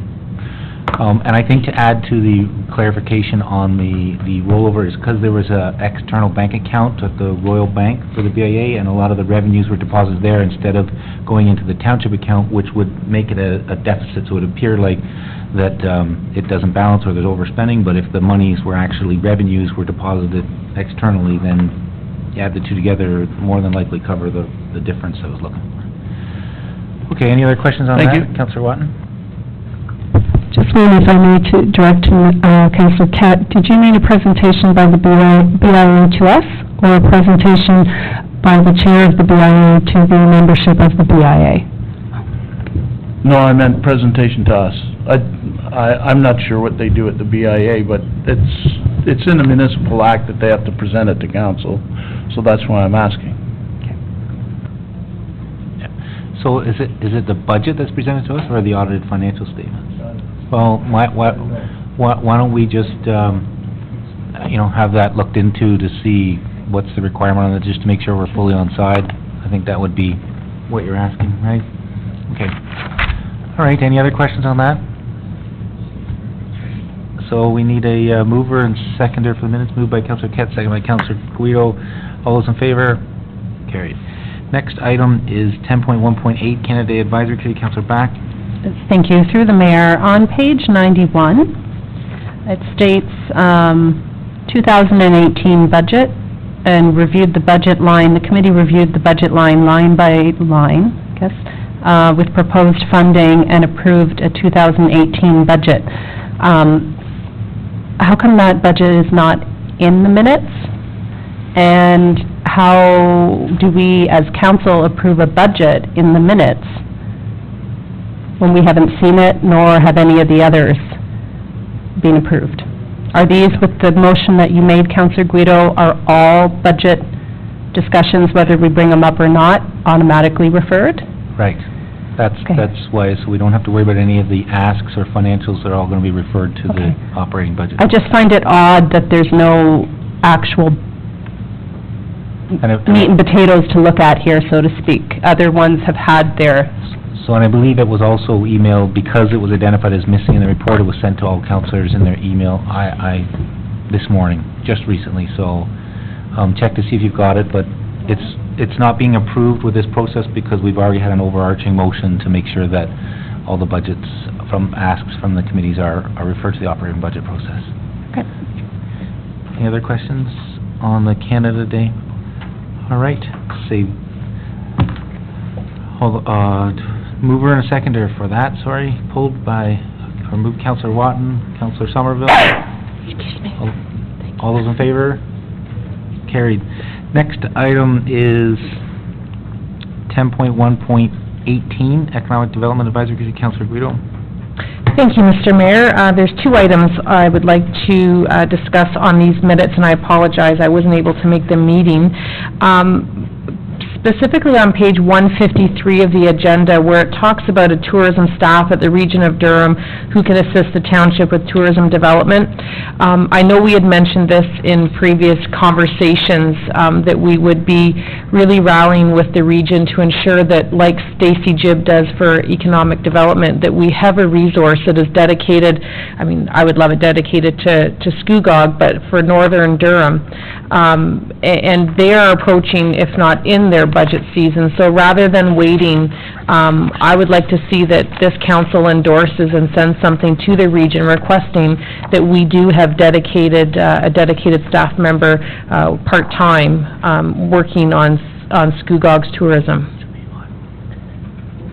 So to the CAO or to the clerk, how do we proceed with sending this endorsement? Through the mayor, thank you for bringing that forward and picking that out. We're very much in favor of this also, and we've, at the staff level, had considerable discussions with regional staff, and as mentioned through the minutes here, the EDAC is in favor of this motion. So I would suggest, if council sees fit, to not only endorse these minutes, but pass a similar motion, and that we contact the region with that motion to see if we can move this forward. You're right, they are in the middle of budget discussions. The idea initially was to wait until the community tourism strategy was presented to council and package it with that strategy. I now understand that steering committee for that group's not meeting until mid-November, so that probably won't come to council before the end of the year. So that, I think the timing is right, as you suggested, Councillor Guido. Thank you, and I would like to make that motion at the appropriate time. Okay, so, we haven't, moved the minutes, so do you want to move the Yes, minutes? please. And, Yes. and, also move the motion? I'm just looking for, is that printed out already here? No, I don't Can you read believe it so. out for, the benefit of the rest of council, please? Again? We don't have it. Oh, it's not written out? No, it's Okay. not, no. So it was, could you just repeat it for me again, or just did the clerk capture that, because I was too busy asking if it was already printed out. Mr. Allure, you worded it so eloquently.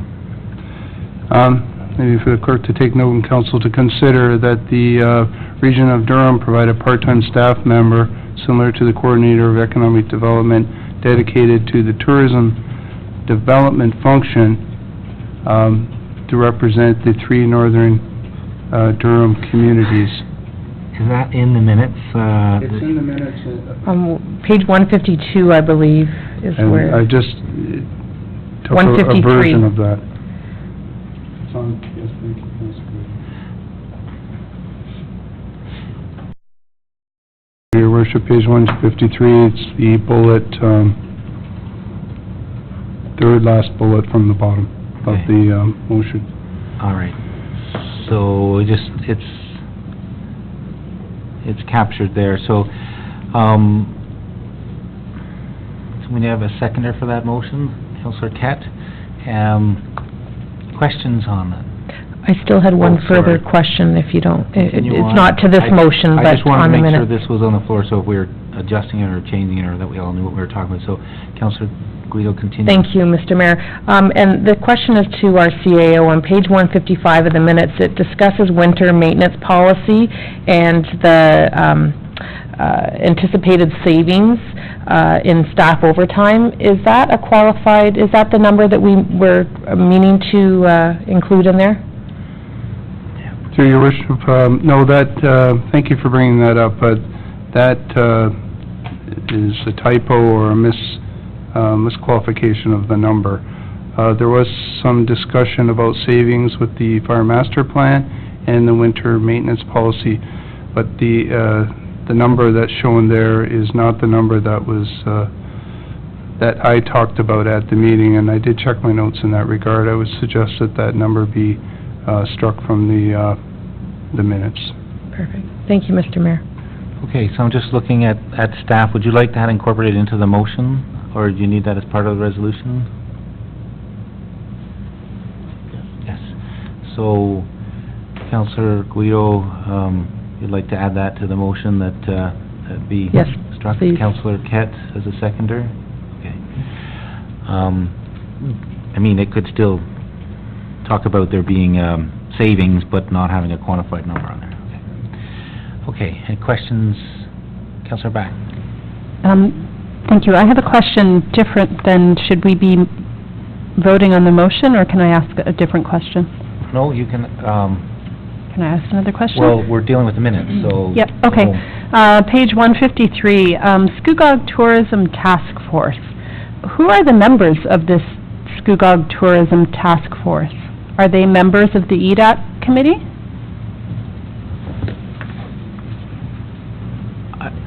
Are you referring to, you said page 153?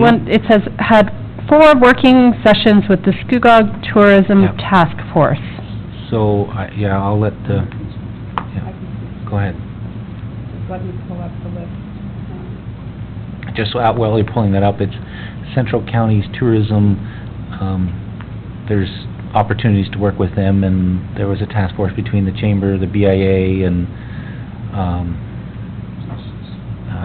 yeah, other businesses, so that was formed. How was this formed? I guess that's my question. I had a call today asking, was this advertised? How were these people,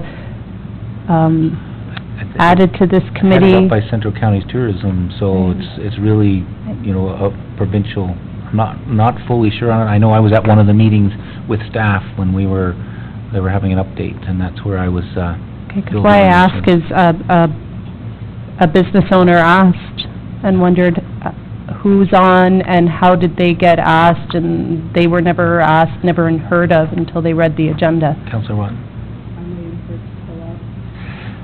And I'm not sure how it was... I can say that initially, and I believe it was already in 2015, maybe, or early 2016, it was the BIA and the Chamber and some businesses, but I'm not exactly sure how they were chosen, but in a minute I can give you the list of who they were. Okay, we'll come back. Do you have information on the... I have that, and I also have a question, but I think the initiative when we were approached with the EDAC is it was a major Chamber of Commerce is who they work with, because the Chamber of Commerce supposedly works all the businesses throughout, and the BIA is actually the main central area. But there's supposed to be somebody on the board from the BIA, and maybe in the beginning there was, but there isn't now, so there is a motion to get somebody on from the BIA. Yeah, which is Brigida McLeod, right? No, on the task force. Brigida McLeod. Oh, she's on there as well? Yeah, and Okay. she was the BIA rep. Because of the changes of BIA, I think that's where... Yeah, how no, often exactly, Brigida- yep, that's what it was. Councillor Watt? Okay, so the initial task force was made up of Kenny Kozak, Paul Arculus, Kristen Chambers, Lana Crosby, Marlon Dibb, Jack Doak, Kevin Heritage, Tony Jansen, Deborah Kiesebrink, John McKay, Brett Puckering, Luke Puckering, Susie Taylor, Tracy Wary, myself, Paul came on it when he came, and Chuck Tebow and Eleanor Cook is the list that is in the draft plan. It's the list that is going to come out in a presentation to council once the draft has been reviewed by these people.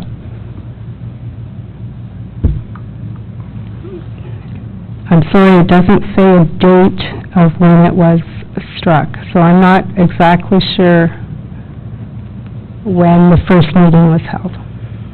Not sure. So I just know that it's talked about at one of the BIA meetings, and the Chamber and the Township working together to make sure they get their hands on grant monies, partnership monies, because I know that Uxbridge was successful in getting money out of them for their tourism website, etc. So Laurie Bowers has also been very active in there, making sure between stock photos and coordinating with that, so I know it's definitely quite active, but I don't know the answer to your question on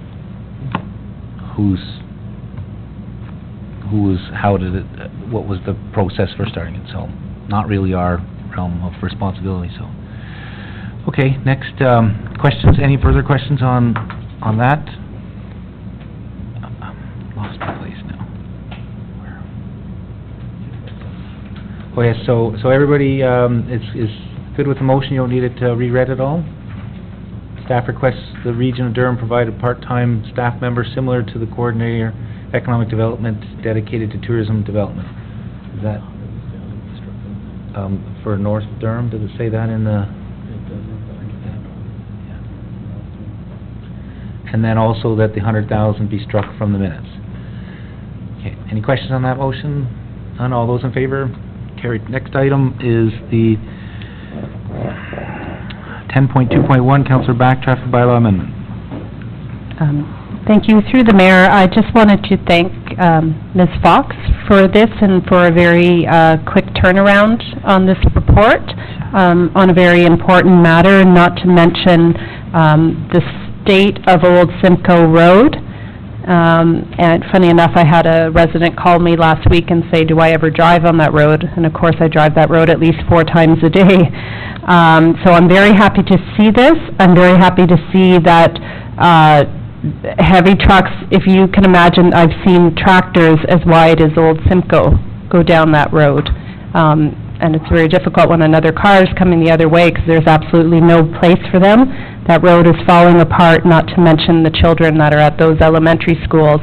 And as we heard earlier tonight, sometimes children don't think. They just are like squirrels and can make a slight mistake and run on the road, and that could be dire consequences when you're looking at heavy Mack trucks and sometimes double gravel trucks. So I think the importance will be to communicate this effectively to those companies. And I'm on that road a lot, so I will make sure I note if I see trucks on that road. So, Councillor Back, it was already moved by Councillor Somerville. Are you willing to second it? Okay. Any other questions on this motion? Councillor Watt. I just have a question on page 159 with regard to the Stevenson Point speed limit.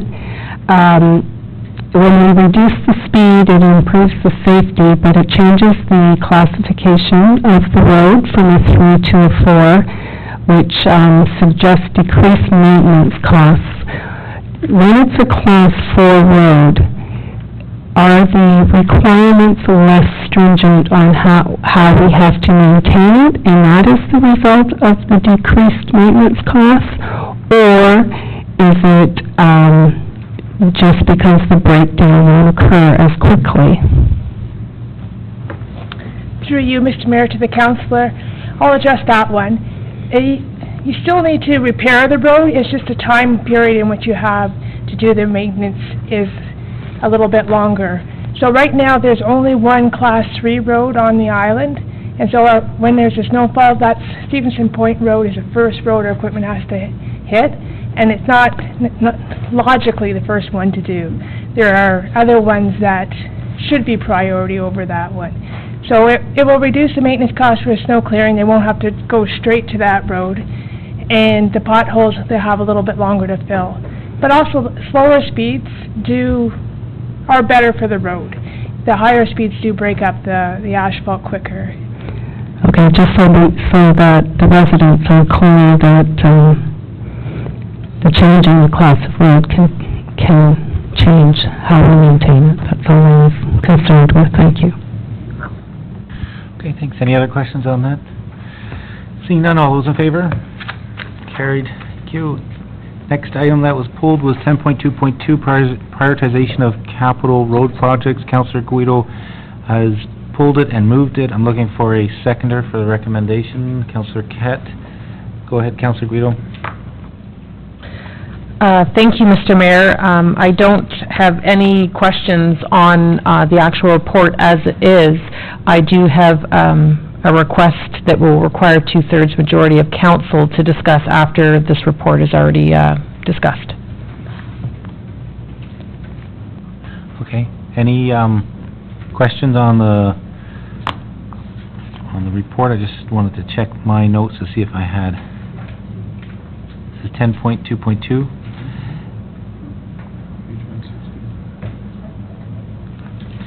Okay. Any questions on that? Because then Councillor Guido is going to. Great, Councillor. All those in favor? Carried. Now, Councillor Guido, you wanted to. So, Councillor Guido is requesting a 2/3 majority of council to introduce a motion not related to an item on the agenda.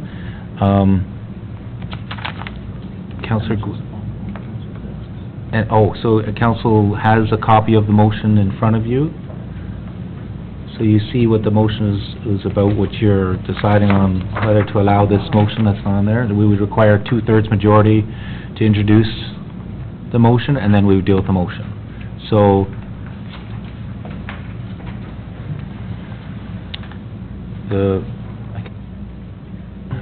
the motion here is the staff investigate the repair or reconstruction of Spring Boulevard in 2018, and that staff report back when the proposed 2018 capital budget is presented to council. So that's what we were looking at, 2/3. Questions, Councillor Watton? Nothing to do with I'm just curious why it's coming now, the request for this two-thirds, and not later at the end of the meeting. Is it, because it says it's unrelated to this report? It's. So I'm just curious, that's all, in the timing. So it's unrelated to the report, but it's related to the general topic of it. And so introducing this now was actually a decision by myself in the order of how I've got everything written down here, so. That's the answer you're gonna get on it. It could have been introduced. Well, I'm fine with that, I was just curious. Councillor Back? Thank you. By approving this, this is by no means approving or taking priority of this particular street over other considerations in the budget? All the motion that would be introduced is just asking for a report back from staff, so we have more information when we have the capital budget that we're looking at. Okay. Councillor Guido? Thank you. I just wanted to speak briefly to, we don't have two-thirds yet agreement, do we? Okay, so I'll let you do that and then speak to it, or can I speak to it now? Yeah. So let's go for a two-thirds majority. There's 6 of us. We need 4. All those in favor? Carried. So Councillor Guido, you can put the motion forward now. Thank you, and yes. And then we'll get a seconder so that we'll have it on there. Yes, I will move the motion that's been provided to us. Do we have a seconder for that motion? Councillor Kett?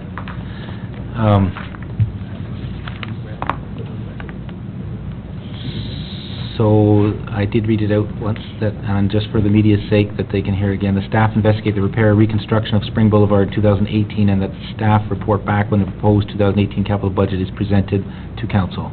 Councillor Guido. Thank you, Mr. Mayor, and my reasoning behind putting a road that isn't in my ward, but it's in our municipality, and there's been very few roads that have garnered such feedback from residents, both personally to myself and to all of council. And after we heard in council from Ms. Coleman a few weeks ago, the increase in emails and contact to myself, be it based, I see them in social circles or whatever reason, I really feel strongly that there is something that we need to do for Spring Boulevard, and I think this is the appropriate time to start these discussions as we're entering into the budget process. I don't know if there are options that we can do outside of what was presented at the last council meeting, and perhaps Mr. Arsenault or Ms. Coleman can speak to any potential solutions, or if this is something that they would just like to take back and provide to council at a later date. I'm looking at, I mean, we'll go to Director Coleman and just see if there's any high-level comments you wanted to make, and then obviously if this passes, it'll be in your court to come back with a more wholesome report or recommendation or options. Okay. Thank you, Mr. Mayor. Just at a high level, we did look at it, and last time I talked about that the hard surface treatment isn't the right solution for a lot of driveways, but as there is potential for future development in that area, and that could be, we don't know the timing for that, it's really unknown, but we do think that could be an interim solution that might last for 5 to 7 years, and everybody, and we have an approximate cost for that of $215,000. Thank you. Okay. Councillor Kett? Thank you, Councillor Guido. It's been in the works for a long time with the people there. A lot of the people there can't even have a barbecue in the summertime because of the dust in the roads and everything. So they'll be appreciative of it.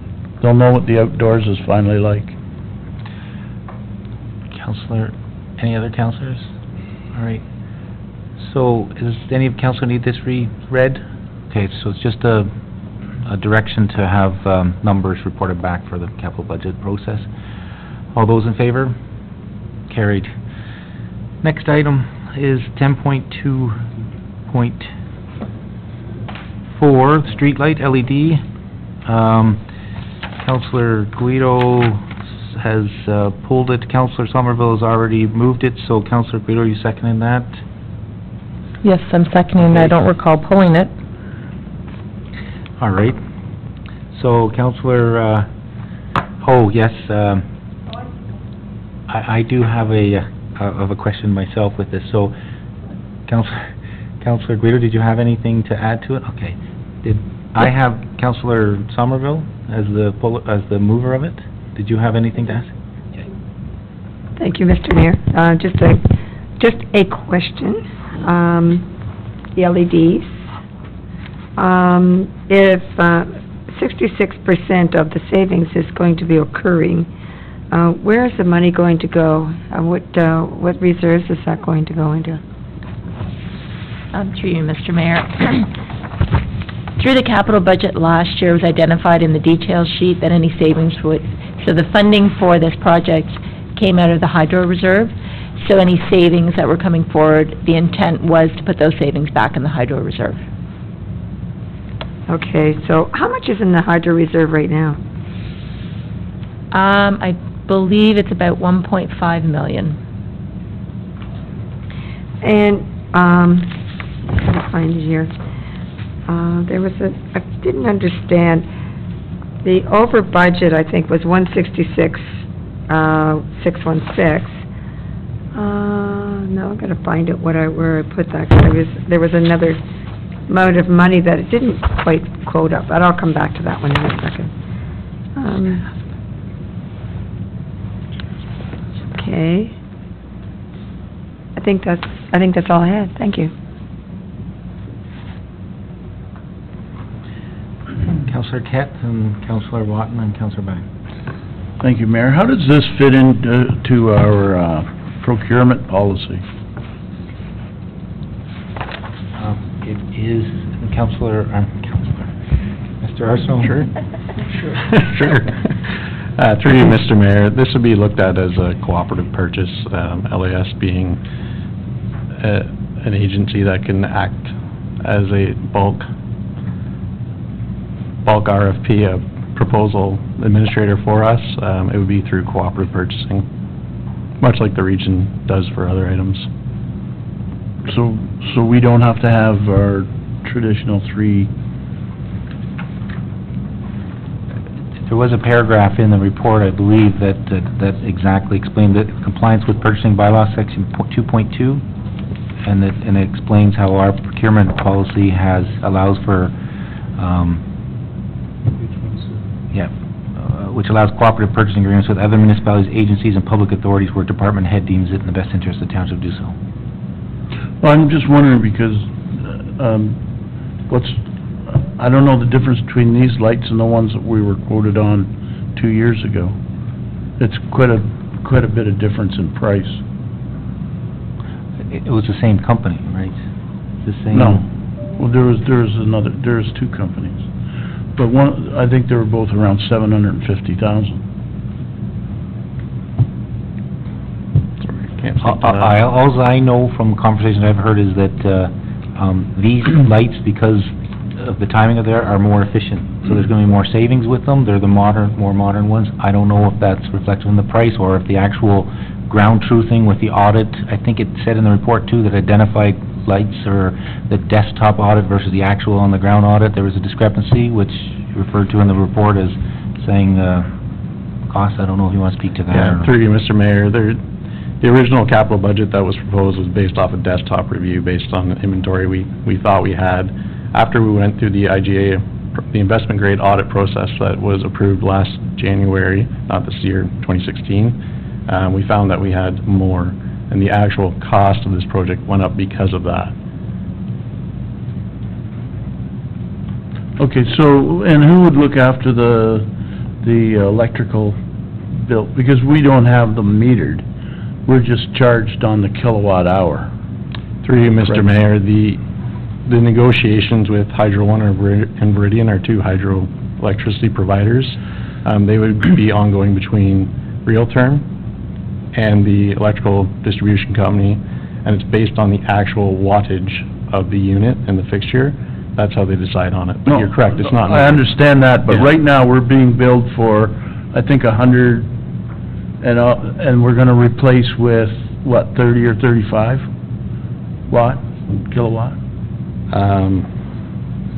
I'm not sure about Just that in number, but- in general, the actual saving comes from the saving in electrical power. Correct. Right. Correct. Yeah, Right. so we know what's out there through the investment grade audit. We looked at exactly the fixtures that are out there. Based off that, we went back, looked at what we had for billing. It was very close. We were very close based on estimates of what was installed.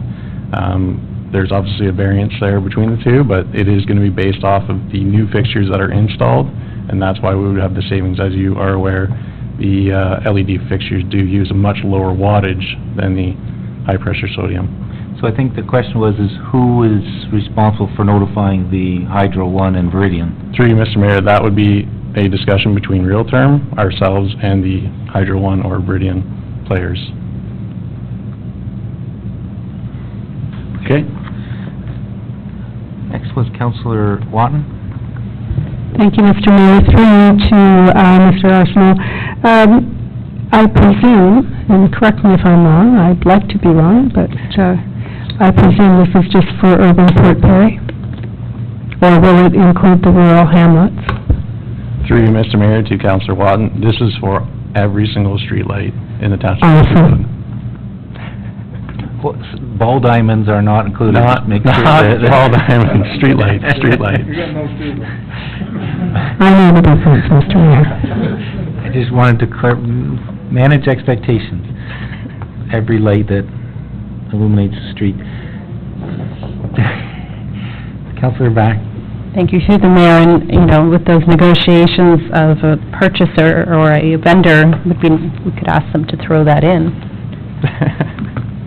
Negotiations. Now, what does it mean cooperative purchasing? And I'm sorry if that means that I've duplicated. Does that mean we don't yet have a supplier? This is just the broker? What does that mean for Real Term will be a cooperative purchasing contract? Through you, Mr. Mayor, to Councillor Back, the contract is with Real Term, who was chosen as the project manager, the overall partner through LAS to oversee the project manage, et cetera. There is a list in here of all the items they do for you. Cree was selected through the LAS process for the fixture providers, so the electrical components. We essentially, through the cooperative purchasing, are being given the whole package. Okay, because that was my second question, when it's saying LAS seems to be mentioning Cree, and so, yet we picked Real Term. Correct. So it was kind of a multi-stage process for LAS. They wanted to look at the best supplier of the fixtures themselves, the actual streetlight, and they also wanted to look at the best overall project manager or provider that could back the process. Do you know who did Pickering? Through you, Mr. Mayor, I do believe that is Real Term. Because I just noticed my in-laws have, I just noticed it last week. Yeah, it's very recent. Yeah, and if we get lights that look like that, they're actually quite decorative. They've got a little sort of sconce and then the light, but they really do look smart. So it would be interesting to see who did Pickering's. Just to make sure that it's not expecting that there would be different decorative heads. The Cobra heads will be Cobra heads like you see on the highways, and then the in-town ones are the Washington heads. They all have all these names. There'll be decorative ones, there's other teardrop ones, and I know in that report, is it fully in here that show diagrams? Yes, in the back of the attachment to the report, you'll actually see what we have, pictures of what we have versus what we'll be getting. If we got a coach-style lantern, which is your box type, we're going to be getting something that's very similar looking. The Acorns or the Washingtons, which are downtown here, they're going to be essentially the same, a retrofit kit, if you will. Yeah, this was just not the actual bulb, but what goes to the post. It's smart. I'm just Yeah, curious. no, that's fine. I'm just curious. Okay, bear with me here. What does commissioning mean on page 171? Just below where it says municipality GIS database. Through you, Mr. Mayor, to Councillor Back, commissioning is just the overall ensuring that everything gets up and running. It's a general term to ensure everything is working correctly and that Oh, nothing has okay. been missed. So that's not someone's getting a commission? No, no. Okay. And who services the light if it burns out? Who pays? What happens if a car accident, a car takes a pole out?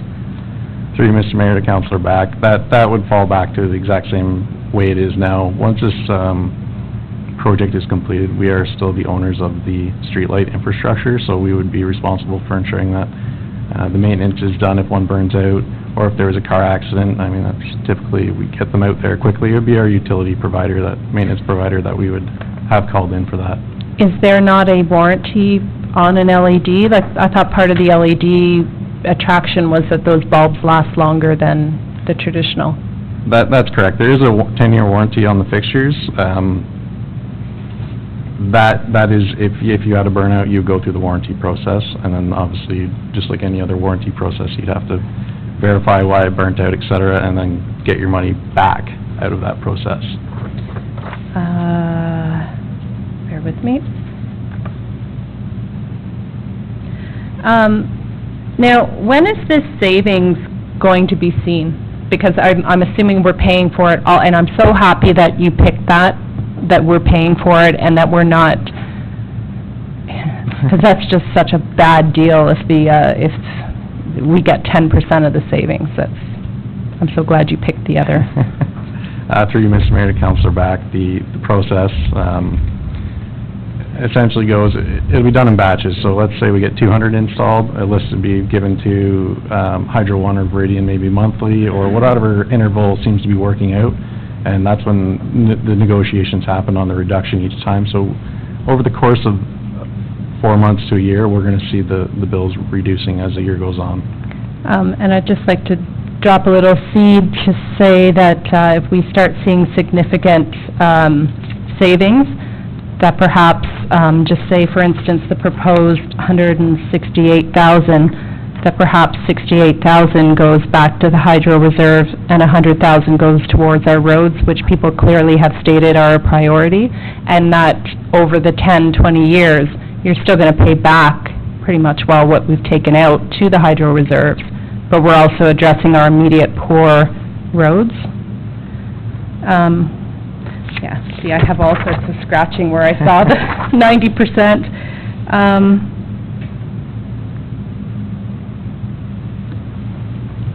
I think that's it. Thank you. I just wanted to clarify that there's going to be significant savings in the maintenance as well for it, and obviously the efficiency in electricity, and that was something that I had identified here as the recommended motion. I'd prefer that it does clearly articulate that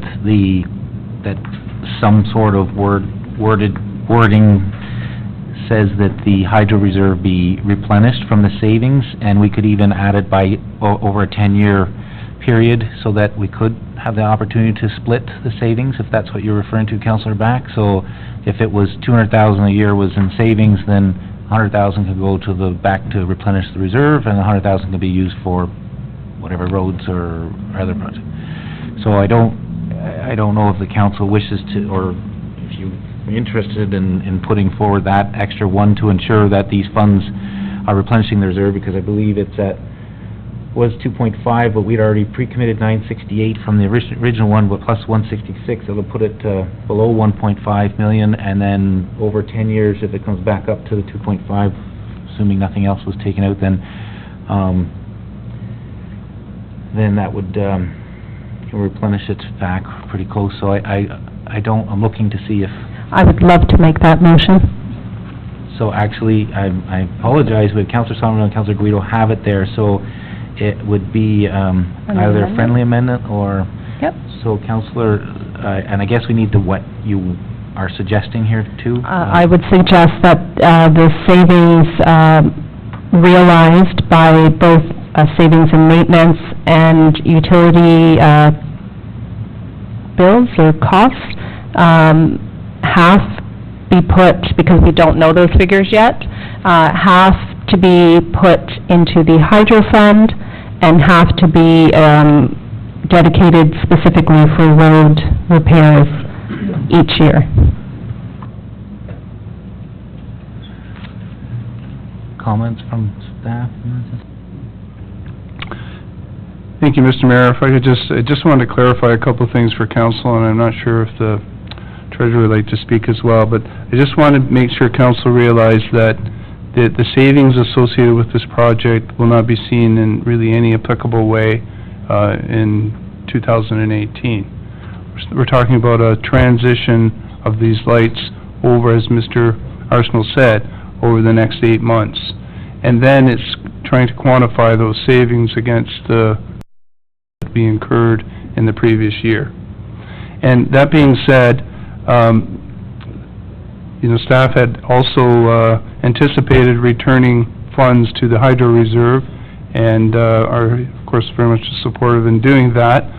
If that was done at 50%, the other 50%, from a staff perspective, we'd rather leave to the budget process.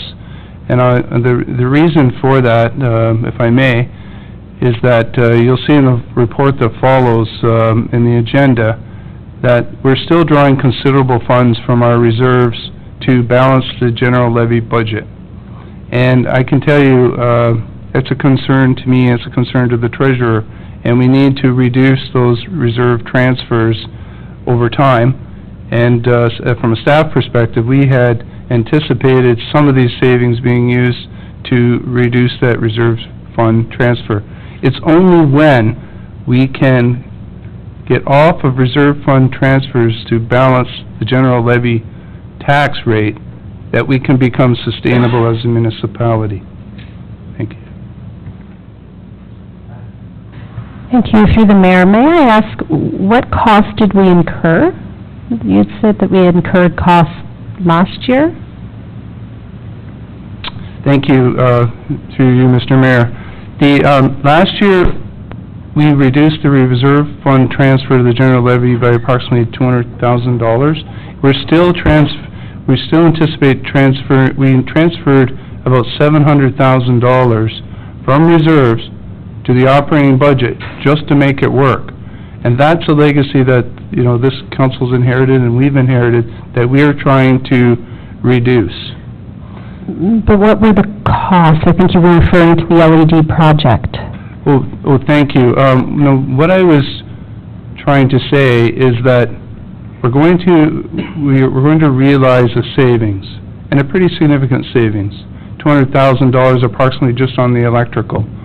So the idea of returning those funds to the hydro reserve, we're fully supportive of, and we could do that over time, as the mayor suggested, the 10-year time. And if that was at 50% of the savings, if the other 50% could be considered in the budget, I would suggest to reduce our reserve transfer to balance the general levy. We've had other savings this year also through our core service review that we'd like to consider in the same manner. And then when the budget comes forward, I'm talking about the operating budget, if I may, we would report on how much we've reduced that reserve fund transfer through the savings we've occurred over the past year. So since these savings aren't going to happen till throughout 2018, what you're suggesting is, instead of committing it specifically to roads, that it still is our decision, but have it go back into the process, and then we can make a more formalized decision at that time. Have it identified. So still the same thing could happen that you're suggesting, but it's just not pre-committing it to now because we may suggest it go somewhere else. So having said that, savings from maintenance and electricity half to replenish the hydro fund and the other half to be brought back in the budget process. Councillor Catt? Thank you, Mayor. I can't support this as it is. I don't think it goes through our procurement policies, and I don't think they're written the way that it's being interpreted. So I won't support it, and I'd request a recorded vote. Yeah, so before we go further on that one, you're referencing the procurement bylaw, which, but first of all, we have, Councillor Back, the savings you had okayed with that, the other half? So then Councillor Somerville and Councillor Guido, are you okay with that as a friendly amendment to the motion? Yes. Okay. So that part is done. Now, Councillor Kett has asked for a recorded vote with his concerns with the procurement policy. I don't have the procurement policy in front of me, but I do know that many municipalities use the process that ALS as a body through AMO, Association of Municipalities of Ontario, does to tender out and cooperate with it. So I know that this is utilized by many other municipalities, but I don't have the wording here, but I'm assuming that staff has compared to the wording of our procurement policy and that we've got that language that was identified in here. So you've expressed your concerns, Councillor Kett. Are there any other comments or questions before we go into recorded vote? All right. Seeing none? Councillor Kett? No. Councillor Back? Yes? Councillor Guido? Yes. Councillor Somerville? Yes. Councillor Wharton? Yes. Mayor Rowett? Yes. So we have 5 yea, 1 nay, and 1 absent. Motion carried. Next item we have is 10.2.5, Councillor Wharton with the load capacity evaluations. Moved by Councillor Wharton. Now, you've got some extra language on there. Do you want to speak to that first? Well, I'd just like to add to the recommendation, if I may. Yes, I don't know if you would like it before the, Yeah, no, you're moving it with this extra part, but I didn't know if you want to speak to it, but that the repair of the job... No, I've changed, Okay. I'm going to change that recommendation. Let us know what it is.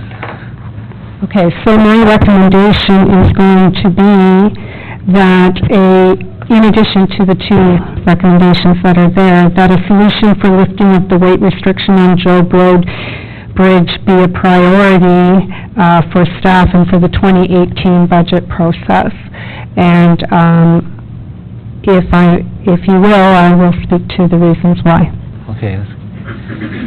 Get a seconder for that motion to get it on the floor so we can discuss it further. And this is to speak to the motions that are recommended. Doesn't mean you have to agree with the motion, but just to get it onto the floor so that we can talk about it. Councillor Kett, seconded it. Councillor Wharton. Thank you, Mr. Mayor, and thank you, Councillor Kett, for seconding it so I could at least speak to it. First off, these are reasons for my concern for the weight restrictions. And I have an impact statement from Longfield Farms, but also, which I will read first. So their impact statement is as follows, that with the weight restrictions, approximately 750 miles of extra travel on farm machines costing an extra 70 hours per year, equating to $10,500 will be realized. There are safety issues with Mary Messelton and highway travel. They own 160 acres of crop on Job Road west of the bridge, which now, with this restriction, makes that 4 miles away while they live on that road. The bridge is essential to the largest privately owned grain elevator in Durham region. Not included are the costs associated with moving produce to the market and the crop inputs into the farm. The costs of the bridge restrictions are substantial and inconvenient, and we ask for the bridge issues to be resolved as soon as possible. Respectfully, Brian Marvin DeYoung from Longfield Farms. Further to that, with the weight restriction on Job Road, that would mean they would have to travel over the Edgerton Bridge, which is on the list for upgrade and replacement of the bridge impact system. For them coming from the east, they are unable to use Cadmus Bridge as it's not wide enough. Even the way, they would have to travel on McLaughlin Road, and McLaughlin Road was on the 2018 roads repair list, and I have an email that says there are many areas where there are no ditches and minimal areas water ponding on both sides of the pavement. So again, it's also a concern. The snow plows and gravel trucks at the Works Department were running at too much, so they were going to turn around at each point, as well as the fire trucks that were loaded with water will also not meet the restrictions. So I was going to ask if it would be a number one priority, but realizing we have many needs and realizing there's not a lot of funding available, I would just respectfully ask that we work on a suitable solution to lift the weight restrictions until such time that the bridge can be properly repaired. Thank you. Okay, Councillor Watton, can I just get the wording again of what you put forward in the motion, just so we have it fully captured? Okay, so just that a solution for lifting of the weight restriction on Job Road be a priority for staff and for the 2018 budget if possible. If possible. All right, and this is just to, you're asking this to come back again with the budget process so that can be deliberated on. Councillor Back? Thank you. Groundhog Day, is this the same as the request for Spring Boulevard? That it's not superseding anything that the director may already have in terms of budget? Because I just have problems with hand-picking certain items and there's qualifications that you're already doing, because this can get really nasty. The motion says that a solution for lifting the weight restriction. But what does that mean? What that solution is for staff to come up, it could be a very low-cost solution to lift the restriction until it can be replaced. We don't know that yet, so, and it's not our job to really know that, so this is basically for staff to look into it further, come back with some options. So come with a solution and possible prices, but doesn't mean that it actually gets into? Well, to me, when it says priority, to me, priority means you now supersede everything that's on the list, and now this is number one, and you must find a couple solutions, bring it back to council to approve. Well, that was not my intent. My intent was just that it would be a priority to come back with some ideas, and then it still would be up to council to decide if it was a doable solution. Because I hope we're not going to be adding things to the budget. We already had our wish list, and I know these are concerns that come up every day, but I hope that we're not, every council meeting, adding things and asking for priority. It's as I said, it will get pretty dirty. No, this is a way to, because we were reported on this, this is now identified and based on the price that was there, it's got to come back with solutions that maybe haven't even been talked about. So we approve the budget, so it's going to come back with all the other items that come in the budget. So other questions on that? All right, so does all the councillor understand what the motion is? All right, all those in favor? Carried. Next item is the 10.2.7. Councillor Guido, are you moving the recommendation?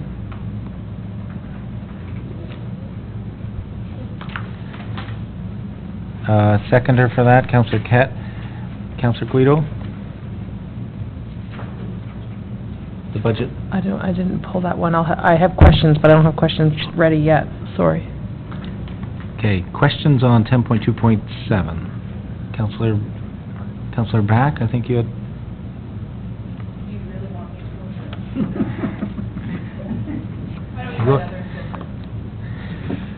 Questions, or we'll just call to vote? Oh, I have questions, but I would rather people ask questions. Councillor Back, your questions. Here we go. All right. Okay. So, first concern, it's not a question, I guess I will have a question in it. So, a rate of inflation is 1.5 currently.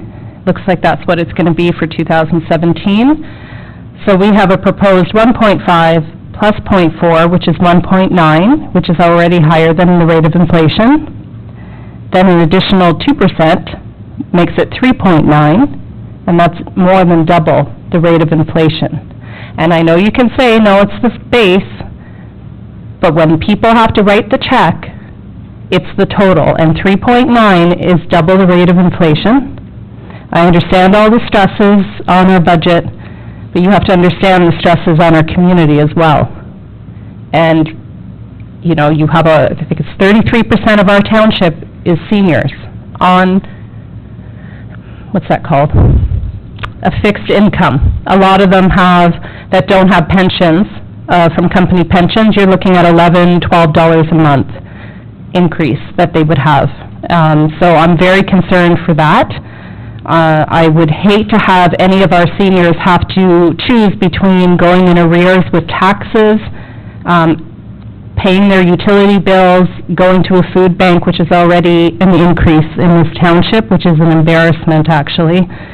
I would hate to see that we lose our seniors to go to other communities with lower tax rates, because part of age-friendly and age-in-place is being where your friends are, where your community is. So I have grave concerns about that.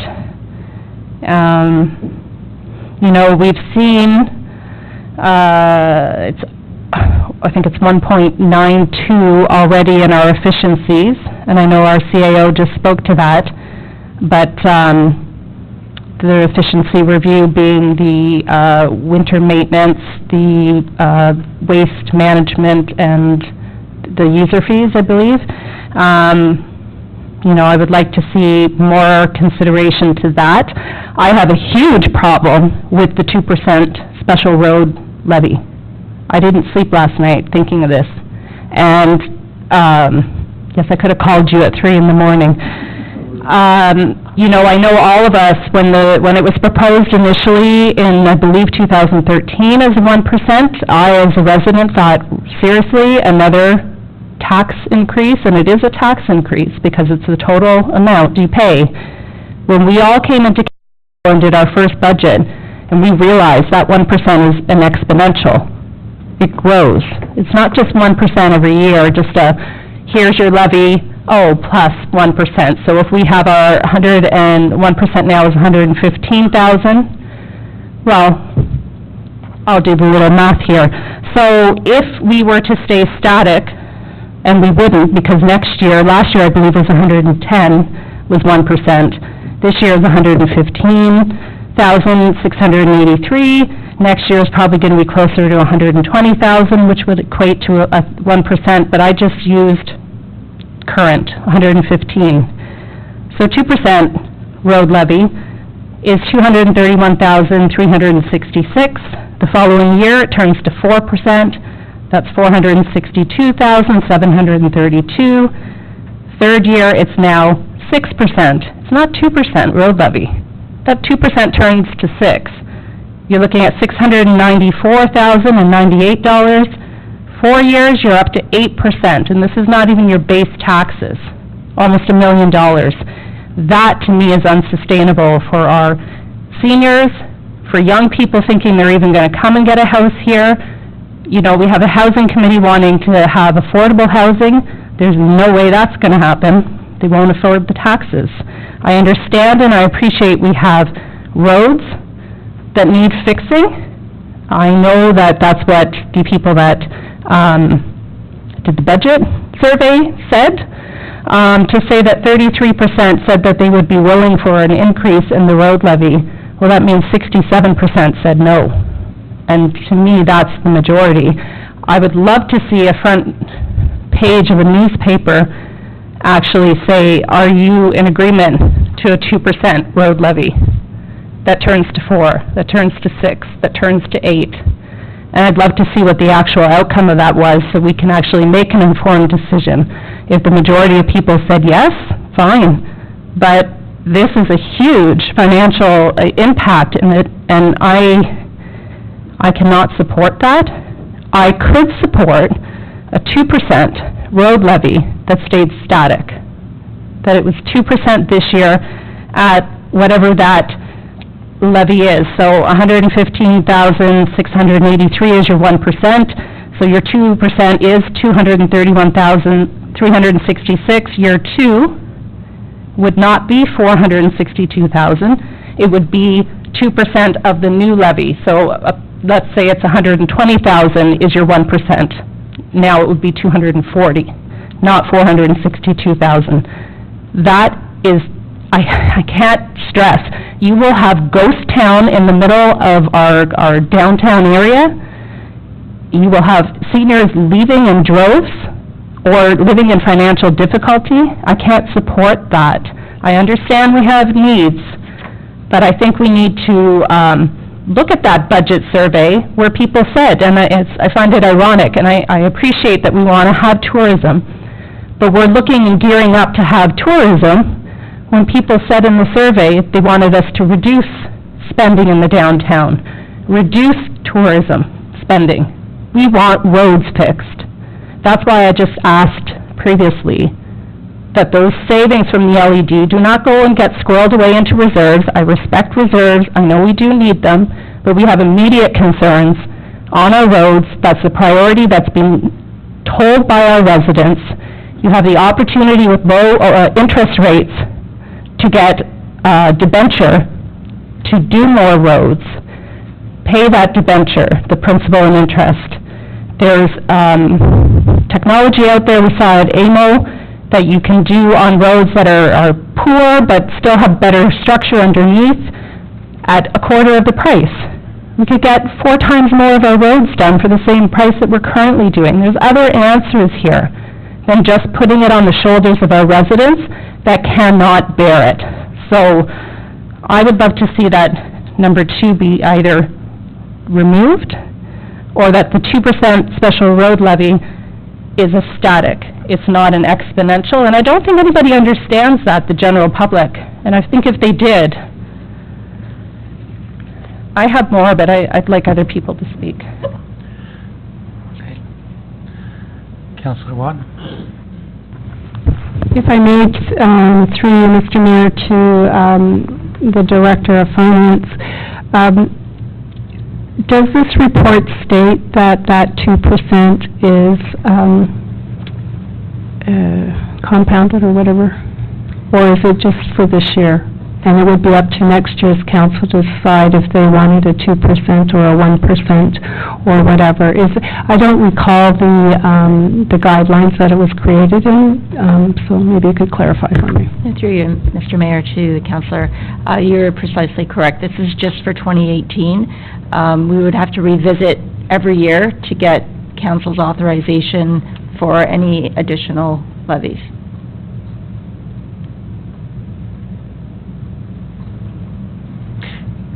Ms. Valentin, did you want to comment on any of the other items that were brought up? I should have asked you if you wanted to clarify any of the stuff that Councillor Back was touching on. Sure. The importance of these specific, especially this roads levy, I'll take you back to when our consultant came in with the asset management plan, our significant deficit in all of our infrastructure. He brought forward a couple of recommendations, different financing strategies, and basically what he was saying was in order to get grants, the government is looking to municipalities to actually bring forward to use their resources that they have at hand. So whether that be increasing a levy and allocating those monies specifically for infrastructure, taking out debentures, that gives the municipality a better opportunity to get grants approved by doing these things. If we just sit back and say we're just going to ask for handouts, the government's not willing to just give handouts. They want to see the municipality stepping up and actually taking control of these things as well. So recognizing that it is substantial, but honestly, 1%, 115,000, really doesn't do much to our roads. We do need to build that reserve to actually make a substantial change or maintenance in our roads. We have infrastructure that is in desperate need of being fixed. You just mentioned the bridge. We need to start building this reserve, and we are, last year, we did take advantage of this roads levy, and we are seeing success and infrastructure that's being done, the roads in Caesarea, for instance. So we are seeing that this money is being put forward and being utilized for what is intended. Councillor Watton, did you have further ones, or? Okay. All right, next, Councillor Kent. Thank you, Mayor. It's a big burden for all small municipalities right now. It's the roads. At AMO, that's the main concern that they have, is the roads. But our overexpanded situation is being that we only get 1/3 of the tax dollars, and 67% goes to the region. So I understand that you want to have an increase. I agree with Councillor Back. It's ridiculous to even think that our people can put that on their shoulders. I would prefer to charge the region a 2% levy to get our roads done, or have an accounting of where our $24.4 million a year goes.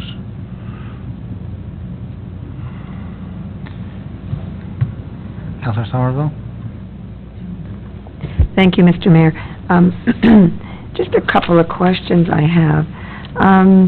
Diane, last year, in 2016, we were reassessed for our tax, for our property values, and we were taxed on that amount of money, which most of our taxes went up anywhere between $200 and $500 to $1,000 increase this past year. How much of that did we actually see come through for taxes in 2017, 2017? Because we're now at the end of the last payment, the last installation. There should be a fair amount of money sitting in our tax reserve. Through you, Mr. Mayor, the tax levy does not go to a reserve, so the budget that gets approved here at council, that's how we determine the tax rate that moves forward. So the taxes that any resident or business owner pays goes to pay for the budget. But we had a big increase this year. Did we spend that much more money? Let me weigh in on here, because this conversation happened at the region. Because of the impact changes that happened, there will be, the confusing part on it is that if we have impact changes that affect the region-wide, it may look to the person paying the taxes that their increase happened and that came to the municipality. It doesn't. It's actually a neutral, net neutral change. So, for example, the 4-year impact assessment that happened, that was just in place last October, I think it was, farming properties went up. Lake shores went down. Scugog as a whole went down in valuations compared to the overall regional side. So we benefit from that. In our tax levy in the last year's budget, it showed that we were actually having a decrease from the regional part, if I recall correctly. So that's what I think you're referring to, is that your tax bill may have gone up because that particular sector was reassessed higher, but there would have been other sectors went down. So this conversation came up with the region because Whitby, for example, had a much higher increase than other municipalities like Scugog, where we had a net decrease overall. So it didn't go to us. It just was kind of re-equalized to the pie, to the region, and they didn't net gain anything. It just was... Oh, that's interesting. Rob Peter to pay Paul. Okay, that's very interesting.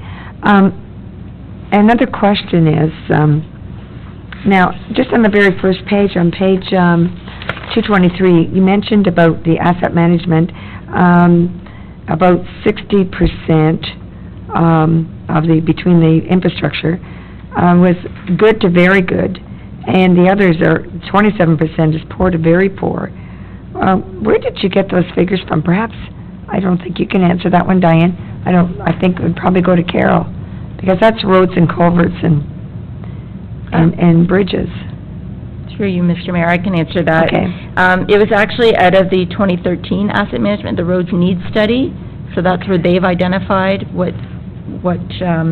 so this information came through, so our consultant last year with the asset management plan They did all the infrastructure excluding roads and culverts that were done through the roads needs study, but they consolidated and put everything together. So identifying that there's significant infrastructure that's poor and very poor. Okay, that was a surprise, because there's a lot of really bad roads in our area, and the infrastructure is very bad. I have to go along with Jennifer about the 2%. I could stay with the 2% for this year, which I'm happy with that, because we do need to have some reserve for roads and bridges and culverts. So I'm happy with this. Thank you. Councillor Guido? Thank you, Mr. Mayor. Just a couple of questions. To our treasurer, you had mentioned that when grants are being reviewed, they do wait and look and see how the municipality is managing their own infrastructure. Could us not moving forward with the 2% impact grants, or is 2% enough in the government's eyes? I'm not suggesting we go more. I'm just asking, if we do 2%, is it still going to be the same situation that we're still being denied grants? Through you, Mr. Mayor, I can't really speak for the government and their grant application process. I guess it would depend on what applications come forward. But I believe that we would be looked on more favorably through our application process if we are doing these things like setting, levying and putting money dedicated to these specific infrastructure, taking on debenture, which we did last year. These are all things that the government looks to see what the municipality is doing to help in this situation. Okay, thank you. And, all of council, we're all taxpayers in this municipality, and we all drive over the roads. If not now, then when, I guess, is the question we have to ask. We have to fix our roads, and if we don't do it now, what will our roads and the cost to fix those roads look like in 10 years from now? And no, 2% is not going to fix every single road, but we certainly have to make some step towards fixing our roads sooner rather than later. I agree with Councillor Back that right now we're focusing on a 2018 budget, and we certainly can't pass a budget for future councils in 2019. So if that motion was for the 2%, then for this year only, then that's something that I could support. Thank you. And just to clarify, that's what it states in the motion, is we're only talking about the 2018 year. This is not a 5-year commitment for future councils. This is just this 2018 year. That's the way it reads. Councillor Back? Thank you. Round 2, and I'm trying to be calm. I know I'm highly excitable when it comes to taxes. Now, we have to remember also, so I believe this started in 2001 at the 1%, then 2, then 3, somewhere along the line. What year was it that it was either the first 2 or the first 3 years, something, and prior to you coming, that something happened that they weren't going specifically to, as intended, the road levy fund, and we had to start from scratch. What year was that? Was that 2015? The roads levy wasn't introduced until 2014 or 13 at the earliest. But 13. 13 was talked about for the 14 budget, and then 14 and 15, that's when we caught it, when we were looking at the budget, saying, why isn't this separate? And it was kind of put into it, and then we as a council said, we want to make sure that is separate, a special levy, special reserve for those roads, and then if there's detailing of that. So basically for the last, this will be the 3rd year that it's been accumulated, so it's like 333,000 of the Okay, so that was corrected in 2016? 16, 17, and 18, yes. Okay, so I just want to put a little note there then too, that this 2% really is 5% in theory. Because 2016 then would have been 1%, 2017, 2018. Just so you know, there will be coming forward a budget, what's it called, a reserve continuity schedule that shows the history of all that. So you can see line by line with those binders, those budget binders you have, it is identifying that cumulative amount that's going into the reserve from the past to now. But I want to stress that. So then in 2018, we're not just doing a 2% road levy. We'd be 4% in theory. Well, it is 4% because it's rolled in. Just to put that out there, it is 4%. But this motion is just dealing with I know. I know what you're saying, it's Yeah. compounding on previous decisions that have been made, but I want to make So, it clear. why I'm addressing that is because I think it's we have to make sure in the wording that it's just 2%. I don't want this to become a growing beast of a 2 and a 4 and a 6, because now we're doubling how it was exponentially initially. And that will quickly get very unsustainable for our residents, especially our seniors. So when we do the wording, I want to make sure that that is correct. Now, I will go back to, 2019, and it's sort of what I just said. What happens to the 231,366 of our 2% for 2018 road levy? That doesn't get rolled into 2019, does it? Through you, Mr. Mayor, yes, it would. It would be built into our base. See, that's why I'm saying this.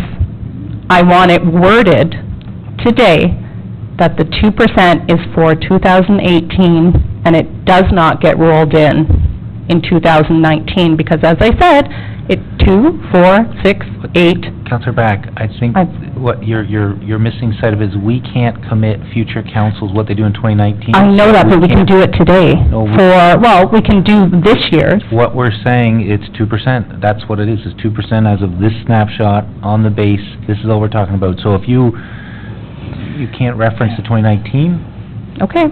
I'm trying to look after our residents, because that will be an out-of-control beast. I can tell you that. And there will be a heck of a lot of for sale signs, north to south, east to west. With regards to page 225 regarding Bill 148, what percentage of our staff are at minimum wage? And I ask that because I applied for summer experience grants in 2015 and 16, and you got X amount of hours, or X amount of days, or anyways, I asked Mr. Belfry, I said, okay, so how am I going to divide this? Are they getting minimum wage? What am I doing?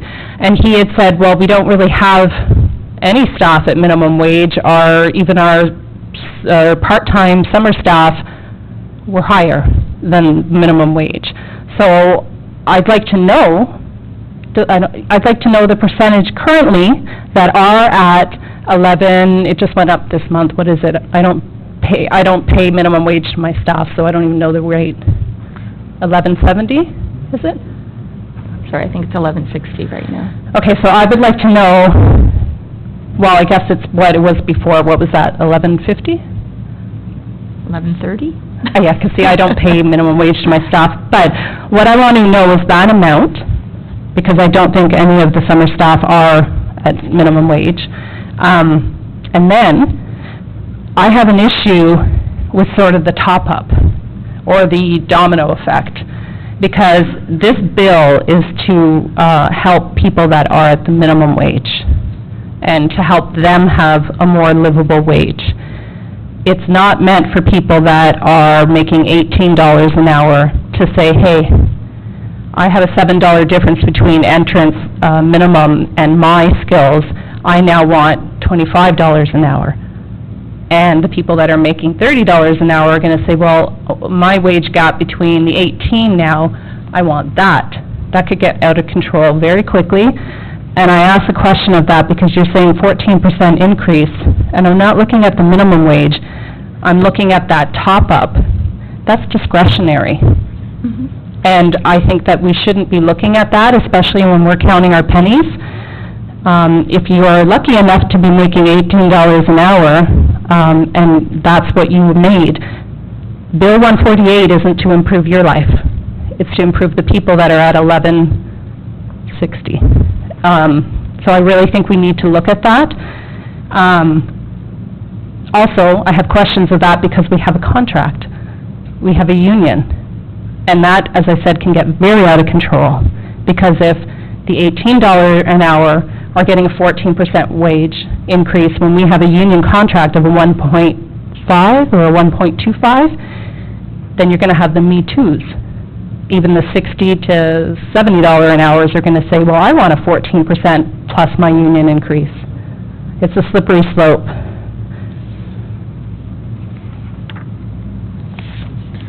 So Counselor Back, just to clarify, are you looking for I would- Director to respond to something on that? I'd like to know how many of our staff are at current minimum wage.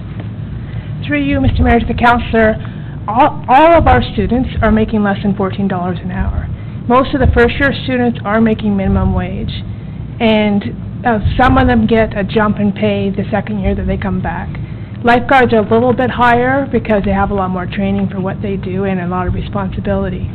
But all the students that we have, the rink rats, the camp counselors, lifeguards, Works and Parks students, the engineering students, planning student, they were all making less than $14 an hour and mostly close to minimum wage or at minimum wage. Is it possible for us to get those actual factual, I'd like to see it, a tangible breakdown, because I know, as I said, when I had those 2 grants each year and I had to then divide up how many hours at a rate of pay, I was told that there was nobody making minimum wage here, and that I believe at the time, 2 years ago, I have to pull out my grant, but it was either in the high 11s or 12s that I paid, or I didn't pay, the grant paid out per hour to that student to be equivalent to what the other students would be making as an entry.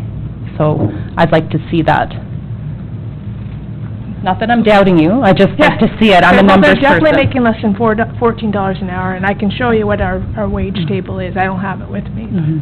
But it's a difference from somebody making $12 or $13, a $1 an hour increase is a lot less impact than making $5. Well, that analysis was part of the report that came forward before on the impact of the minimum wage.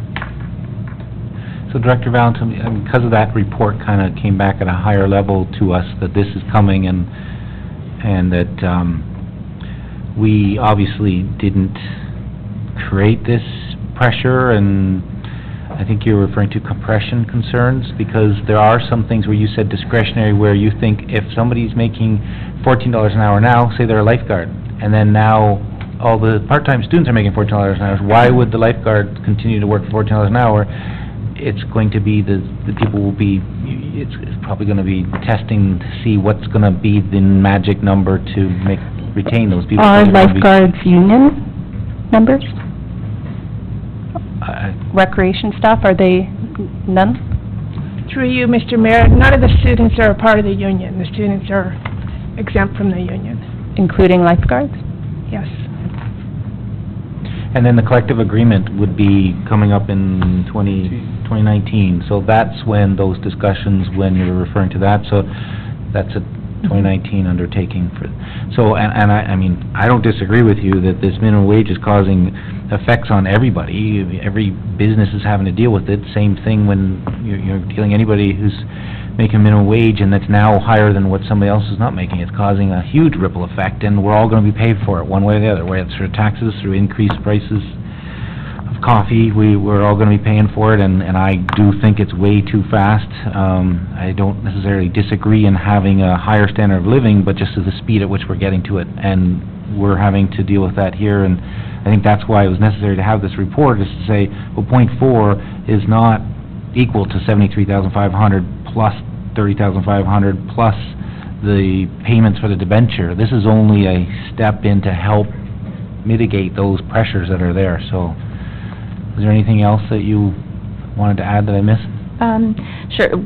When we did our calculation on the cost of this year, I did have payroll look at the various students that we had and the cost, the rates that they were being paid at to take them to that level, and that's where that number was calculated from. But in this calculation, there's no calculation for people that are at 18 to bump them up to the difference between 18 and 1150 or 1160 right now to 14. Do you know what I mean? You're not, was that part of the consideration of the $18 an hour now is moved up to 23 or 24? Through you, Mr. Mayor, we didn't go that high. We did do a little bit. So if somebody is coming up to $14, so if someone was making minimum wage or even $12 an hour, and then their supervisor was at 14, you cannot now make them equal. So there did have to be a bit of a bump up. So we did incorporate that, yes.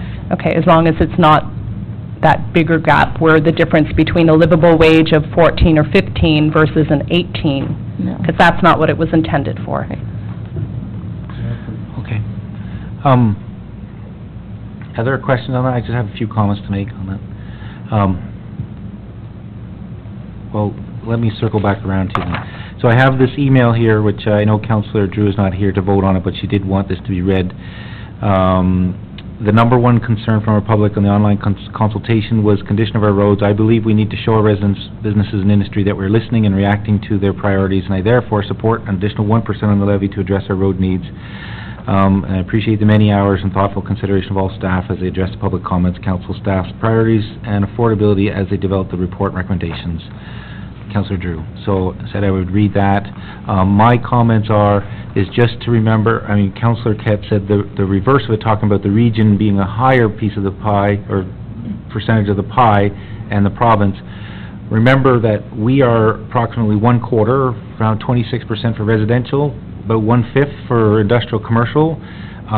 So when we're talking about a 2% increase, it's really a 0.5% effect on the tax bill for that levy. So we're not talking about a 2% on the entire tax bill that somebody has if they're making that. So that's going to be average. Right now, the region has a target of 3.25 minus their growth of 1%. There's a net 2.25 is the increase, is what they're targeting. So if the majority of the pie is at 2.25, and we are, if we do approve a 3.9 area, I mean, it's still pending it to come back, this is just a guideline, then it won't be a 3.9, it'll be closer to a 2.25 plus, it'll be skewed more to the 2.25 because of the percentage, and lately the province has been a net zero increase. It hasn't been in the last, I think, 4 years, they haven't increased it. So if you have,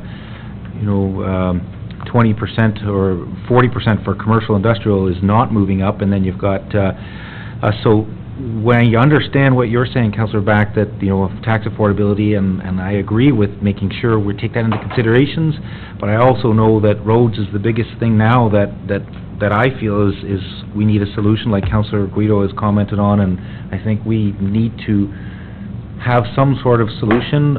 Before, the provincial government did base it on if you took on any debentures, if you had any debt. And we didn't have any debt on here, so this is the first debenture that's on the books for Line 6, because unfortunately the province was making that part of their decisions. Have you exhausted all your avenues to come forward with this? And so we are doing our part. The 1% levy, as was already mentioned, is really proving itself. Caesarea probably wouldn't have happened if we didn't have that levy allocated, because that was a specific project over a 3-year phase project that's coming out of those reserves. The AMO is working on really lobbying quite a bit on an extra HST 1%. I don't know if they're ever going to make progress on that. That's a huge dollar. They sent out an estimate. I don't know if it's something that is going to happen, but we won't have control over it. It'll be a federal government thing, but they've got a lot of weight going on this, and I hear it at AMO, I hear it at all these municipalities really pushing for 1% that goes directly to the municipalities. Maybe about $1.7 million was the estimate that we as Scugog would receive. Those types of things, if they came in, then we could say, well, that's a definite solution that we've been asking for from the province. It's restricted by the Greenbelt. Every AMO delegation that we do collectively here to the province at all the various conferences is, we have an unfair deal because we are strapped by the Greenbelt. We have huge municipality, low population, federal gas tax, and funding is all based on population, so we get a small percentage based on a formula versus a small municipality that has high population. They get a huge grant based on the formula, so it's an unfair method, and so we're using what we can because we've been, talking to the wall as far as I'm concerned when it comes to the province, and I hope that that we are successful in the bridge applications that have been put forward. We need some funding from the province, which seems to be going in the reverse direction. This is, my understanding is, this is just static for 1 year. I don't know what language you would want to change from there. When I read it, it says 2% special levy dedicated to roads and infrastructure be approved. It doesn't say about any future years. It's every year we've had it, 1%'s come back to this council. We've agreed to keep that in there because it's doing what it's supposed to be doing. So I firmly believe that I support this being a 2% for roads, but specifically it's gotta be for roads, and that, we've seen the benefits of it, and the 1.5% guideline for the CPI index, the September one was 1.7, so it's actually, this target is not even capturing the full September to September CPI, and who knows, 2018 could be more, could be less, but, this is a guideline for staff to be able to come back with a report. We ultimately will decide when it comes back, so. Councillor Back, you wanted to... I just wanted to say something to what you just stated. Sure. So I don't think we ever really had the opportunity to say no to the 1% or that it was exponential. Because I know that first year we did it, we all sort of freaked out when we realized it, because we as regular residents knew it as only 1%. I have a huge issue. I don't have a problem with 2%. My problem is that once something's there, it's very hard to take away. And so my fear is then the following year, it grows and grows. And so I'd like a recorded vote, please. Okay, so just to be clear, the 2% static special levy, which you said that you support if it was in 1 year. So is Well, I don't see... I'm looking to see what language that's not there that you would be comfortable with in there. I'd look to the clerk to put some special language in there that I can be confident that that 2% is just a static, otherwise I cannot support this. So 2% special levy, you want the year, 2018, also in that paragraph? No, because then you pinpoint me to 2018 and not going forth. That's just my concern, is this is going to be a growing beast. All right, so, I mean, I'm reading it the way your concern was, and the way Councillor Watton had said too. It is just for this year that we're talking about, so you're the one that has concerns with it, so I'm looking for you to say, what is it that you wanted worded in there? You said, do you want it to say 2%? How about subject to the yearly budget process for approval? Sure. That, if that helps clarify Or that, to continue as I just don't want it growing and being folded into the next budget, and then people, and if you have a new council, they might not understand that their 2% they are agreeing on is 4%. I don't want it being folded into the 2019 base.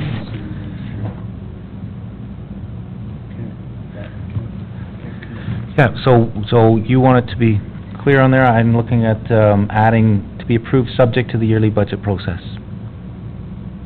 So that it's got the language in there, somebody looks back at the minutes, they know it's an annual event that's gonna happen.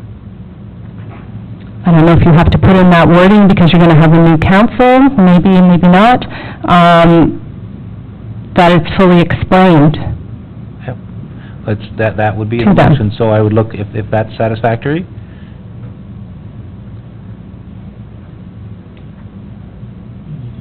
So I'm going to look to Councillor Guido and Councillor Kett about that to see if it could be a friendly amendment. Councillor Kett. Councillor Guido, yes, agreed. Councillor Kett, you're the seconder of the motion. Otherwise, we go to a formal amendment. Okay. So, Councillor Kett agrees to that being added in there, and I think what you're trying to do is just make sure this is clearly articulated that it's an annual process, which it is, but this is adding extra language. Staff will have to, which they do now, and we've always had that, 1% came back every time we had the opportunity to not do it. It was done as a longer-term vision, but this is clearly being spent, But we didn't have, if we said no, just say we said no in 2016, it still was at 3% into the base, regardless if we continued. So that's where I have the issue. okay. So... I don't want it rolled into the base. And you've basically, you've clearly said it's subject to the budget, to the yearly budget. So, Councillor Back? Yeah. Councillor Back, are you good with that then? It's still, remember, this is still coming back to the budget approval process, so this is the guideline, that's all it is, the guideline to help staff do the work, so. And they can put notes on anything, if they put it into something there, they could be identified that everything is subject to approval. I know, but I have a hard time when you give staff a target and then we start cutting. And It sort of defeats the purpose. that's why this is, you've said to the 2%, you could support a 2% one-time. I know, but I have a problem with the 1.9 as well, because that's more than inflation. So I'm going to a recorded vote, called by Councillor Back. Pardon? Oh, Councillor Watton, I'm sorry. And it has nothing to do with the 2%. I just want to know if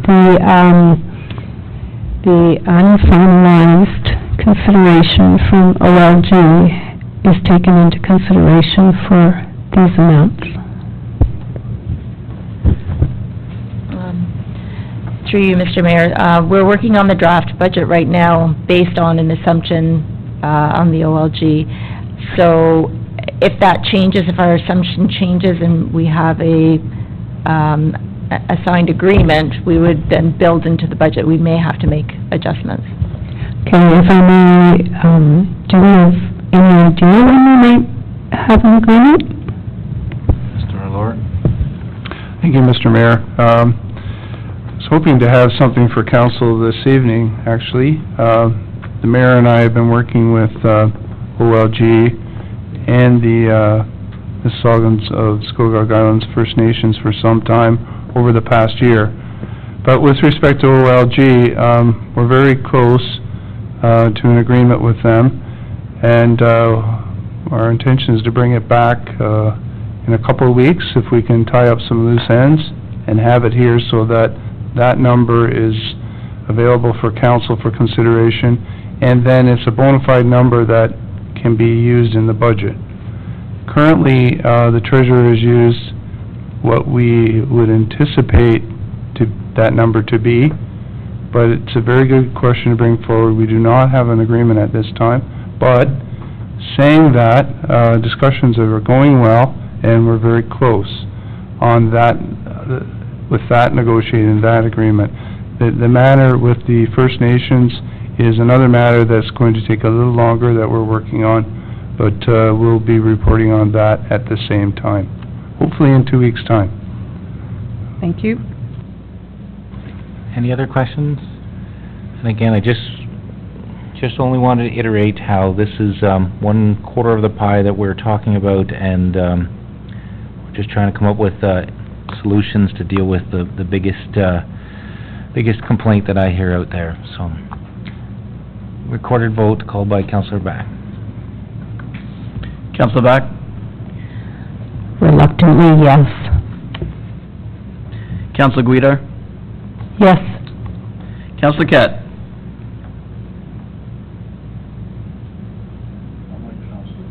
I'm like Councillor Back. A reluctant yes. Councillor Somerville? Yes. Councillor Watton? Mayor Rowett? Yes. 6 yes, 1 absent, motion carried.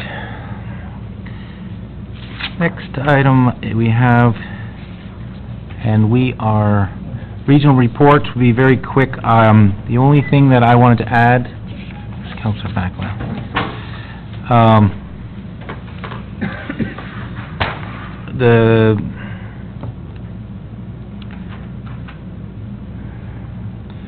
This was to do with the regional road. Councillor Drew had sent an update that concerns from residents led me to work with the region towards a solution to speed concerns on Simcoe Street. The region will be extending the 60-kilometer zone north of Stone Sound and will be installing a warning beacon at the intersection of Simcoe and Harbour, Castle Harbour. The revision to the traffic bylaw is underway. So Councillor Back wanted to hear that, but so that was in addition to it. So moved by Councillor Watton that the regional report, which we have on our agenda, is received. I just wanted to add that to it, and I'll give a copy over that to Councillor Back. I need a seconder for that, Councillor Guido. Any questions on that report? Seeing none, all those in favor? Carried. Next item is Councillor Somerville pulled 2.3.1, the NAFTA. Councillor Somerville, you moving our, sorry, I don't, correspondence received, correspondence we received, were you? Yes, I just want that endorsed, that's all. You want that endorsed? Yes, please. Okay. And then, being sent to the sender, right, back to the region. Okay, do you have a seconder for that to endorse the letter? Councillor Kett? Any questions on that? Comments? Seeing none, all those in favor? Carried. Next item is, we have 10.3.3, Councillor Somerville pulled it to 10.3.3. You're moving that, is it the same thing I'm... Yes, I just want that one endorsed too, please. Okay, do we have a mover for that, a seconder for that? Councillor Kett? Any questions on that? Seeing none, all those in favor? Carried.